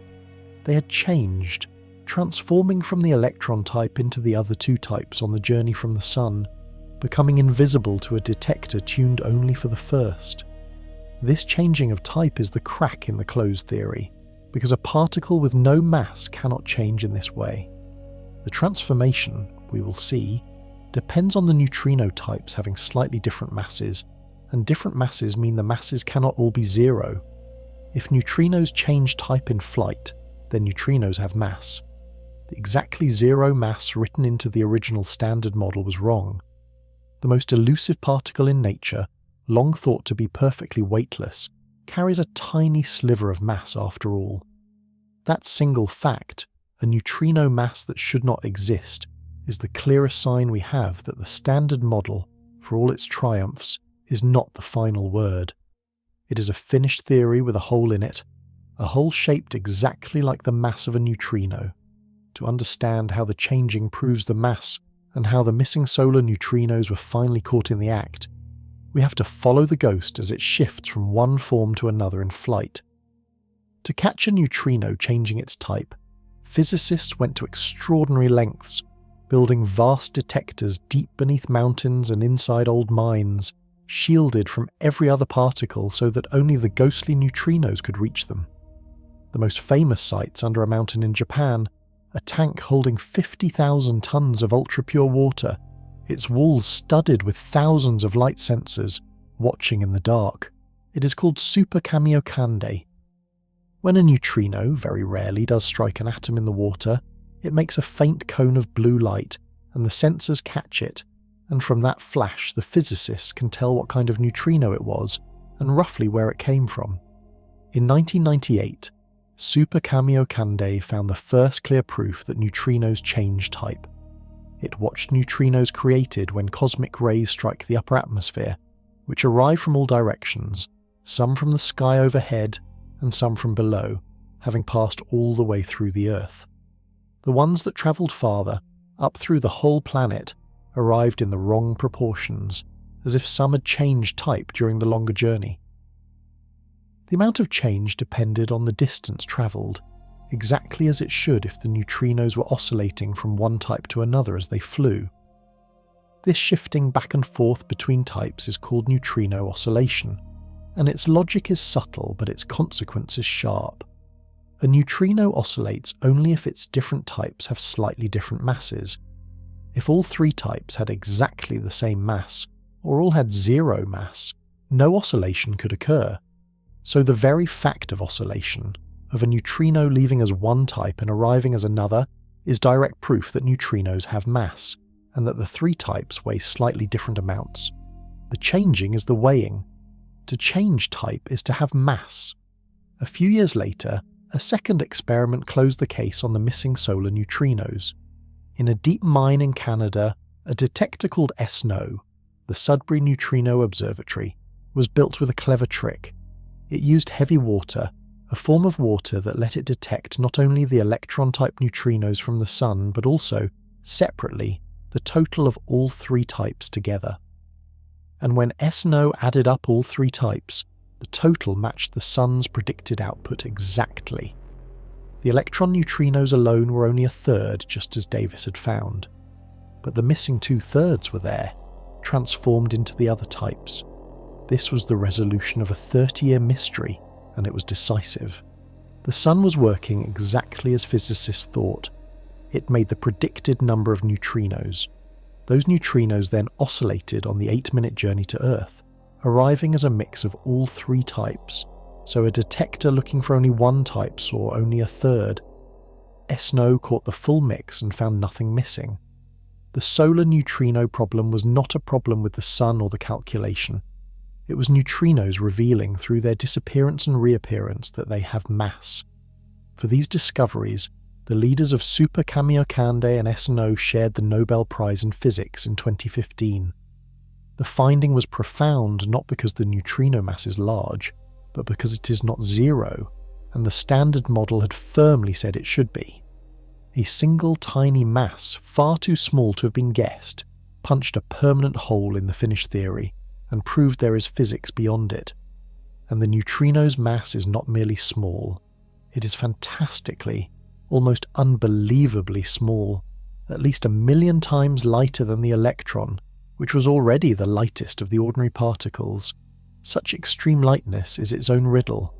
Why should this one particle weigh so vanishingly little, so far below everything else on the ladder, and by what mechanism does it get any mass at all? The answer may be different from the Higgs, and it may be the strangest mass story of them all. Just how light is a neutrino? We still do not know its exact weight, only that it is astonishingly small, and pinning it down is one of the hardest measurements in physics. Oscillation experiments tell us the differences between the neutrino masses, but not the masses themselves, the way knowing the height differences between three siblings would not tell you how tall any one of them is. So physicists have built a special instrument to weigh the neutrino directly, and it is a marvel of delicacy called Katrin. Katrin sits in Germany, and it weighs the neutrino by watching a form of radioactive decay with exquisite care.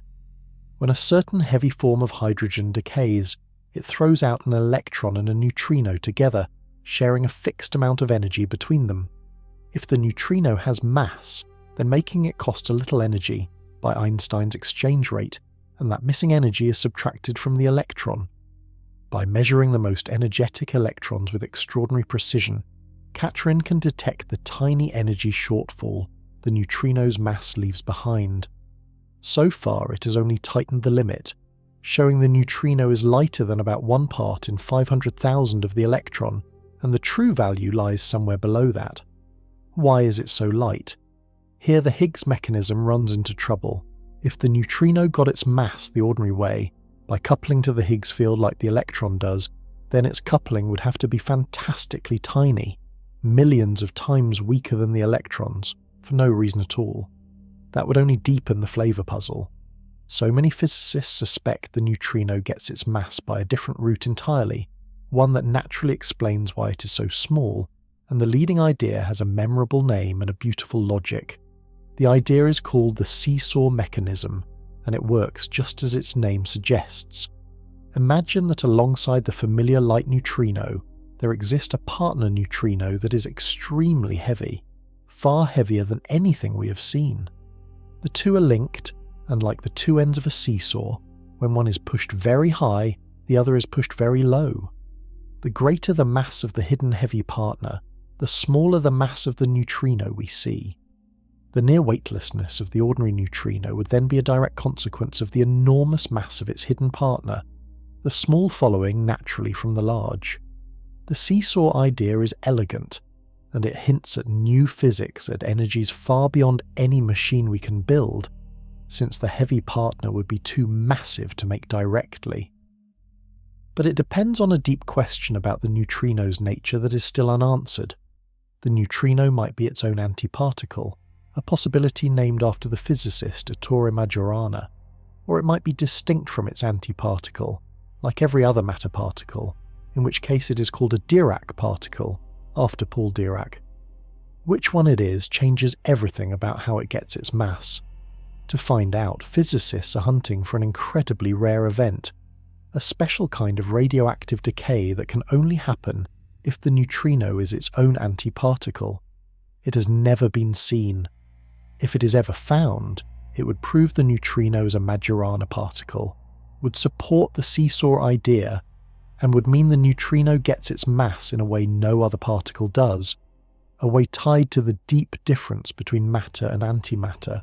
If it is never found, the picture stays open. So the lightest massive particle in the universe holds some of its heavier secrets. We do not know its exact mass, we do not know how it gets that mass, and we do not know whether it is its own mirror image. The neutrino sits at the bottom of the ladder and refuses to explain itself, a reminder that the story of mass is far from closed, and the neutrino is only one of several places where the mass of the world stops making sense. Another problem hides not at the bottom of the ladder, but at the top, in the Higgs itself. There is something deeply odd about the mass of the Higgs boson, and the oddness has nothing to do with its value being arbitrary. It is that the value is so small, and staying small seems to require a coincidence so precise it strains belief. To feel the problem, we need to compare two scales that sit at the extremes of physics, the scale of the Higgs and the scale of gravity, and see the vast, unexplained gulf between them. The Higgs boson weighs about 125 times a proton, which by everyday standards is heavy, but by the standards of fundamental physics is remarkably light. There is another natural scale in physics, the scale where gravity becomes as strong as the other forces, called the Planck scale, and it is enormous, about 10,000 trillion times higher than the scale of the Higgs. Between the mass of the Higgs and the Planck scale lies a gulf of some 17 orders of magnitude, a factor of 10 followed by 16 zeros. The Higgs is fantastically light compared to the only other fundamental scale we know. That gulf is called the hierarchy problem, and on its own a big number is not yet a crisis. The crisis comes from how the quantum world computes the Higgs mass. In quantum physics, empty space is not truly empty, but seethes with particles flickering in and out of existence, and these flickering particles all interact with the Higgs field. Each of them contributes to the Higgs boson's mass through these interactions, and when you add up their contributions, each one is naturally as large as the higher scale in the theory, the huge Planck scale. The Higgs mass should be pulled up by these quantum contributions to something near that enormous value, but it is not. The Higgs boson is light, 17 orders of magnitude below where those quantum contributions should drive it. For the Higgs to stay this light, the enormous separate contributions must cancel against each other almost perfectly, leaving only a tiny remainder. Imagine adding and subtracting a long list of gigantic numbers, each around 10 to the 17th, and having them cancel so precisely that the leftover is close to 1. The numbers would have to agree in the first 16 or 17 digits, differing only far out in the decimal places. This near-perfect cancellation is what physicists mean by fine-tuning, and it makes them deeply uneasy. Nothing in the theory forces the giant contributions to cancel.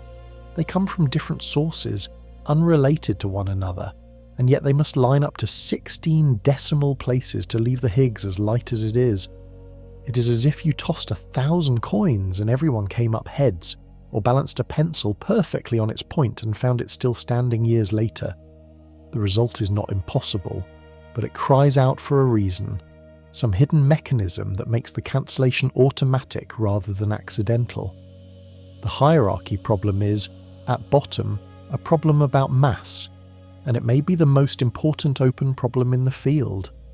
The mass of the Higgs sets the scale for the masses of all the fundamental particles, since they all get their mass from the Higgs field. So the strange lightness of the Higgs is the strange lightness of the whole ladder of masses. Why is the scale of mass so far below the scale of gravity?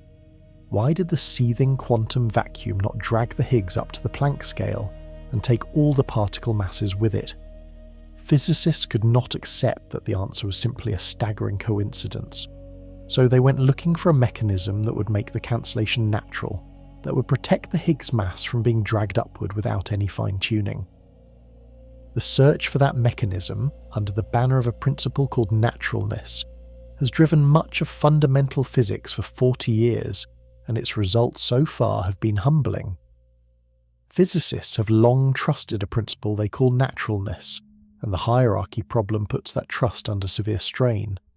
Naturalness is the belief that the numbers in a theory should not require absurd coincidences, that a quantity like the Higgs mass should not depend on giant contributions cancelling to 16 decimal places by chance.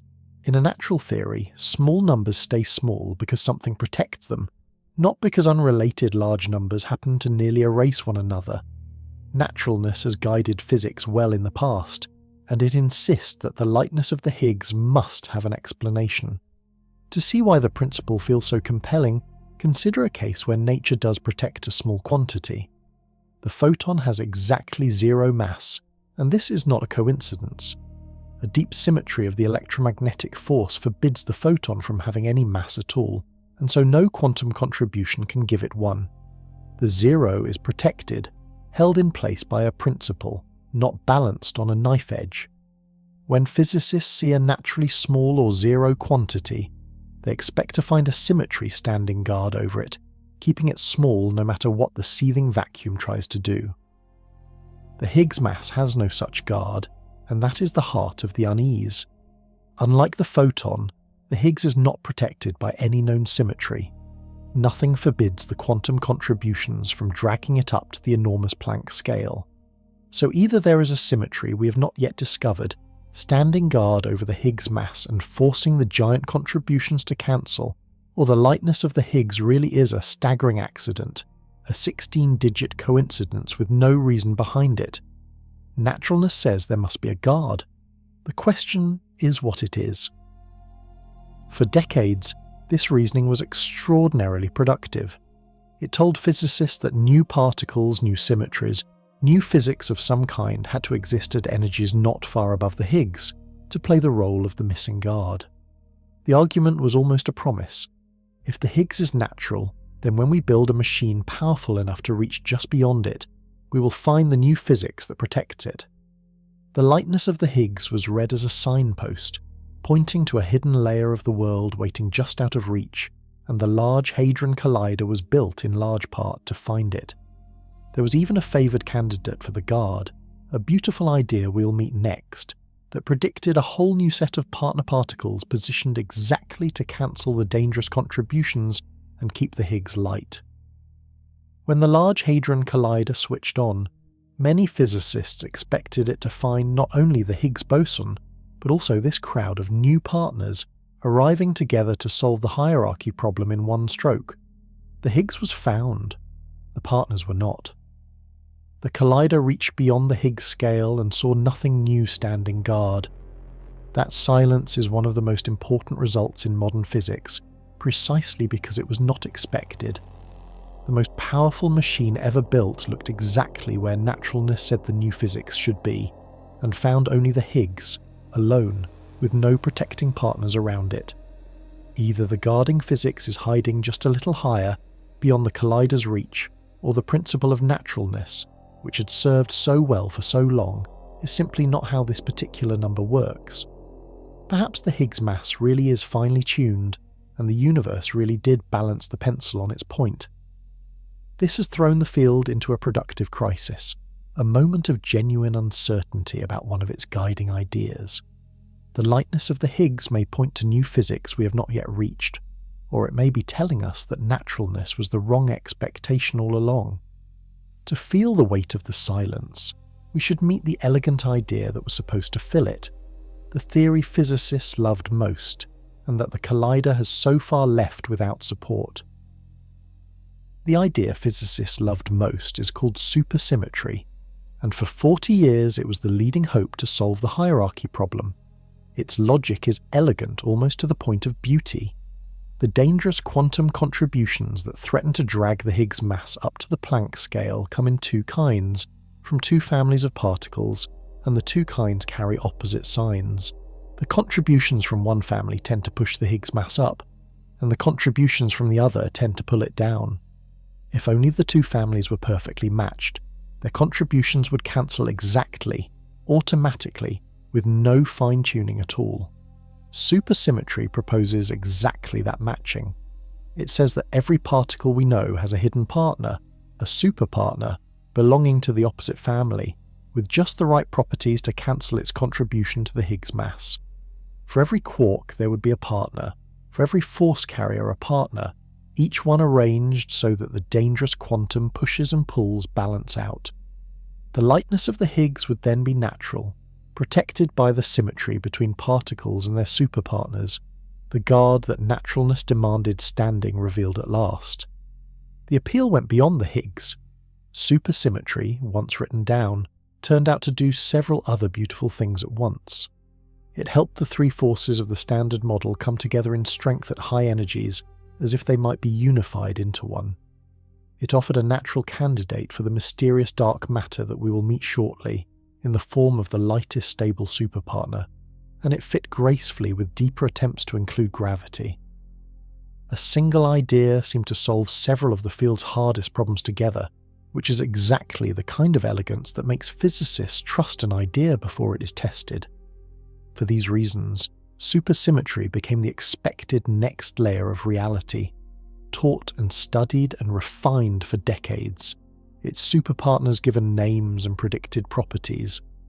When the Large Hadron Collider was designed, a central hope was that it would produce these superpartners, that alongside the Higgs boson, a whole new spectrum of partner particles would appear, confirming the theory and solving the hierarchy problem in one stroke. The lightest superpartners were expected to lie within the collider's reach, because that is precisely where naturalness required them to be, to keep the Higgs light without fine-tuning. The collider looked and looked and found nothing. Through years of running, at higher and higher energies, Atlas and CMS searched the debris for any sign of the superpartners, any hint of the predicted new particles. They set limit after limit, ruling out superpartners up to higher and higher masses, pushing into the range where naturalness said they had to be, and still finding only the familiar standard model particles and the lone Higgs. The elegant theory made a clear prediction about where its particles should appear, and that region has largely come up empty. This does not prove supersymmetry is wrong. The superpartners might exist but be heavier than expected, hiding just above the collider's reach. But if they are much heavier, then they no longer cancel the Higgs contributions precisely, and the fine-tuning problem creeps back in, which was the whole reason to want them in the first place. The theory can survive, but only by giving up much of the naturalness that made it attractive. The most loved idea in theoretical physics is not dead, but it has been badly wounded by silence, and the field is soberer for it. So the hierarchy problem stands open, its most elegant solution unconfirmed, and physicists are left genuinely unsure whether new physics waits just out of reach, or whether their guiding principle misled them. It is a humbling place to be, and it is not the only place where the accounting of mass in the universe fails to balance. When we lift our eyes from the particles to the sky, we find that most of the mass out there is not made of any particle we know at all. When astronomers weigh the universe, the numbers do not add up, and the shortfall is enormous. The first hint came in the 1930s, from a Swiss astronomer named Fritz Zwicky studying a great cluster of galaxies. He measured how fast the galaxies in the cluster were moving, and they were moving far too fast. The visible matter in the cluster, all its stars and gas, did not have nearly enough mass, and so not nearly enough gravity, to hold those fast-moving galaxies together. By all rights, the cluster should have flown apart long ago. Something unseen was holding it, some mass that gave off no light. Zwicky called it dark matter, and for decades his finding was set aside, too strange to build on. Then, in the 1970s, an American astronomer named Vera Rubin found the same missing mass in a far more careful and undeniable way, this time in single galaxies rather than clusters. She measured how fast stars orbit within spiral galaxies, at different distances from the centre, and what she found overturned the expected picture completely. The stars at the outer edges were orbiting just as fast as those farther in, which should have been impossible. To feel why this matters, think of the planets orbiting our Sun. The inner planets move fast and the outer planets move slowly, because the Sun's gravity weakens with distance, and there is little mass out where the far planets orbit. A galaxy, with most of its visible mass bunched in the bright centre, should behave the same way, its outer stars orbiting slowly. But Rubin found the outer stars racing around just as fast as the inner ones, as if there were far more mass out at the edges than the light revealed. The galaxies were embedded in something heavy and invisible. The explanation that has held up is that every galaxy sits within a vast halo of dark matter, a roughly spherical cloud of unseen mass extending far beyond the visible stars, several times more massive than everything that shines. This dark matter gives off no light, absorbs no light, and interacts with ordinary matter, as far as we can tell, only through gravity. It passes straight through stars and planets and us, felt only by its pull. The bright galaxy we see is like the tip of an iceberg, a small luminous core inside a much larger invisible body of mass. The evidence has only grown stronger and more varied since Rubin. The way distant galaxies bend the light of objects behind them, a gravitational lensing that reveals mass directly, shows the same unseen halos. The pattern of the faint afterglow of the Big Bang, the oldest light in the universe, carries the imprint of dark matter's gravity in the early cosmos. Add it all up, and the ordinary matter that makes stars, planets, and people is only about 1/6 of the total matter in the universe. The other 5/6 is dark, a form of mass we have never held, never made, and never identified. This is a staggering statement about mass, larger in scope than anything we have met. We began by asking where the weight in your hand comes from, and traced it to the strong force and the Higgs field.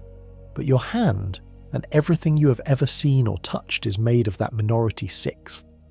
Most of the mass in the universe is something else entirely, some particle or substance outside the standard model, betraying its presence only by its gravity. The account of mass fails not only at the bottom of the ladder, with the neutrino, but at the largest scale, with the very matter that holds the galaxies together. So the natural next question is the obvious one, and it has consumed a generation of physicists. If most of the mass in the universe is this dark, invisible stuff, then what on earth is it made of? For 40 years, physicists have hunted for the dark matter, and despite enormous effort, they have not caught it. The problem is that they do not know what it is, only what it does, which is to exert gravity while giving off no light. So they have proposed candidates, particles that would fit the bill, and built experiments to catch each one. The leading candidate for most of that time had a name that captured its properties, the WIMP, standing for weakly interacting massive particle, a heavy particle that feels gravity and the weak force but not electricity or the strong force. The WIMP was appealing for a reason beyond dark matter, a reason that tied it to the puzzles we have already met. When physicists worked out how many WIMPs would have been left over from the hot early universe, given a mass around the scale of the Higgs and the weak force, the number came out just about right to be the dark matter. This near coincidence was so striking it earned its own name, the WIMP miracle, and it suggested that the same new physics expected to solve the hierarchy problem, supersymmetry among it, might also supply the dark matter in the form of the lightest stable superpartner. So physicists built detectors to catch a passing WIMP, and they built them deep underground, in mines and under mountains, shielded from the constant rain of cosmic rays that would drown out the faint signal. In the silence far below the surface, tanks of liquid xenon or crystals cooled near absolute zero wait for the rare nudge of a dark matter particle striking a single atomic nucleus, a tiny flash or a whisper of heat. These detectors have grown larger and more sensitive year after year, reaching the point where they should easily catch a WIMP if the simplest theories are right. They have caught nothing. Detector after detector, each more sensitive than the last, has searched the range where the WIMP was expected to be and found only silence, ruling out more and more of the possible masses and interaction strengths. The parallel with the search for supersymmetry is exact and sobering. The most natural, most expected candidate for dark matter, like the most elegant solution to the hierarchy problem, was looked for exactly where theory said it should be, and it was not there. The WIMP miracle has faded, and physicists have had to widen their search. So attention has turned to other candidates, quite different in nature. One is the axion, a particle proposed originally to solve an unrelated puzzle in the strong force, which happens also to be a good dark matter candidate. The axion would be fantastically light, the opposite extreme from the heavy WIMP, and it would betray itself not by striking a nucleus, but by very rarely turning into light inside a strong magnetic field. Experiments now hunt for axions with sensitive cavities and powerful magnets, listening for the faint signal of an axion converting to a photon, and looking outward at the sky for the same conversion around stars. The search extends overhead as well as underground. Telescopes watch for the light that might be produced if dark matter particles out in space occasionally collide and destroy one another or slowly decay. Space-based instruments scan for excesses of high-energy particles that could be the debris of dark matter annihilating in the heart of our galaxy. Every few years a tantalizing hint appears, an unexplained signal that might be dark matter, and every time so far it has faded under scrutiny or found a more ordinary explanation. The dark matter remains uncaught, its identity unknown. This is a remarkable situation. We are certain, from many independent lines of evidence, that most of the matter in the universe is some unknown thing, and yet after decades of searching we cannot say what it is. Most of the mass around us is a mystery we can weigh but not name. And beyond even this vast dark matter, there is a still larger contribution to the universe's budget, one that is not matter at all, and it is tied to the strangest and most embarrassing number in all of physics. Beyond dark matter lies something even stranger, and it forces us to ask whether empty space itself has weight. In the late 1990s, two teams of astronomers measured how the expansion of the universe was changing over time, expecting to find it slowing down under the pull of gravity. Instead, they found the opposite. The expansion of the universe is speeding up.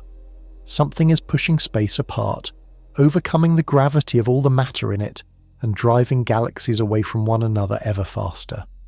Whatever this something is, it makes up most of the energy in the universe. The simplest explanation is that empty space itself carries energy.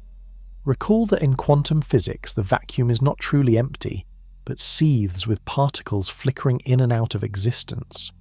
That seething should carry energy, an energy belonging to space itself, present in every cubic inch even where there is no matter and no light. And by Einstein's equation, energy has mass and gravitates. An energy of empty space would act like a form of mass spread uniformly through the cosmos, and if it has the right sign, it would push space apart rather than pull it together, exactly the effect observed. This energy of empty space has a name that goes back to Einstein himself, the cosmological constant. Einstein first introduced it, then abandoned it, and the accelerating universe brought it back. So there is a natural candidate for what is driving the cosmic acceleration, the energy of the vacuum, the weight of empty space. It should be possible to calculate how much energy the seething quantum vacuum contains, add it up from the theory, and compare it to the amount the astronomers measure driving the expansion. This is where physics meets its deepest embarrassment. When physicists calculate the energy of the vacuum from quantum theory, they get a number vastly larger than what is observed. Not twice as large, or 1,000 times, but larger by a factor so enormous it defies comprehension, A1 followed by some 120 zeros. The predicted energy of empty space is greater than the measured value by more than any other mismatch in the history of science. It is often called the worst prediction in physics, the largest gap between theory and observation that has ever been recorded, and it sits at the very foundation of our understanding of mass and energy. Sit with the size of that gap, because nothing in ordinary experience prepares you for it. If the vacuum truly held the energy the theory predicts, the universe would have been torn apart instantly after it began, ripped so violently that no galaxy, no star, no atom could ever have formed. The fact that we exist at all means the true energy of empty space is fantastically smaller than the calculation says, smaller by that same absurd factor of 10 to the 120. Something must be cancelling almost all of the vacuum's energy, to a precision even more extreme than the fine-tuning of the Higgs mass. No one knows why. The cosmological constant problem is, in many ways, the deepest unsolved problem in all of physics, deeper even than the hierarchy problem, because it concerns the mass and energy of empty space itself, the stage on which everything else plays out. Some physicists suspect the answer involves a principle we have not yet grasped, some symmetry or mechanism that forces the cancellation. Others suspect it may be tied to the existence of many universes, in which only those with a tiny vacuum energy could form galaxies and observers, so that we necessarily find ourselves in one of the rare calm ones. Whatever the resolution, the lesson is stark. Even empty space appears to have weight, and we cannot explain how much. The mystery of mass reaches from the stone in your hand all the way out to the vacuum between the galaxies, and at both ends it remains open. We have reached the edge of what is known, so it is worth asking plainly where the answers might still be hiding. Several of the deepest mysteries of mass share a common shape.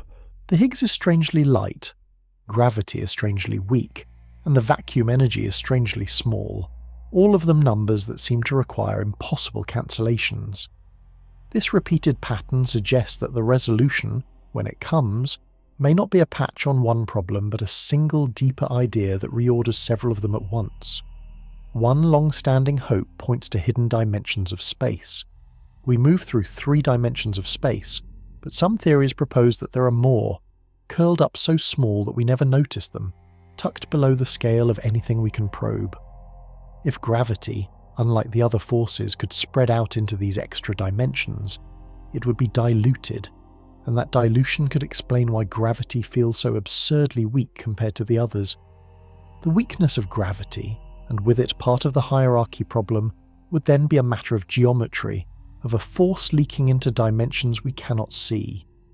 Extra dimensions arise naturally in string theory, the most ambitious attempt to unite all the forces, including gravity, into a single framework. In string theory, the fundamental particles are not points, but tiny vibrating strings, and the different masses of particles would correspond to different modes of vibration, like different notes on a string. In principle, such a theory could finally explain the ladder of masses, deriving the arbitrary couplings from the shapes of the hidden dimensions. In practice, string theory has proven extraordinarily difficult to test, offering a vast landscape of possibilities rather than a single sharp prediction, and it remains unconfirmed. So physicists are also pursuing a more direct path, simply building machines that reach higher energies than ever before. Plans are being drawn for colliders far larger than the current one, rings that would dwarf the 17-mile Large Hadron Collider, reaching energies where new particles, if they exist, might finally appear.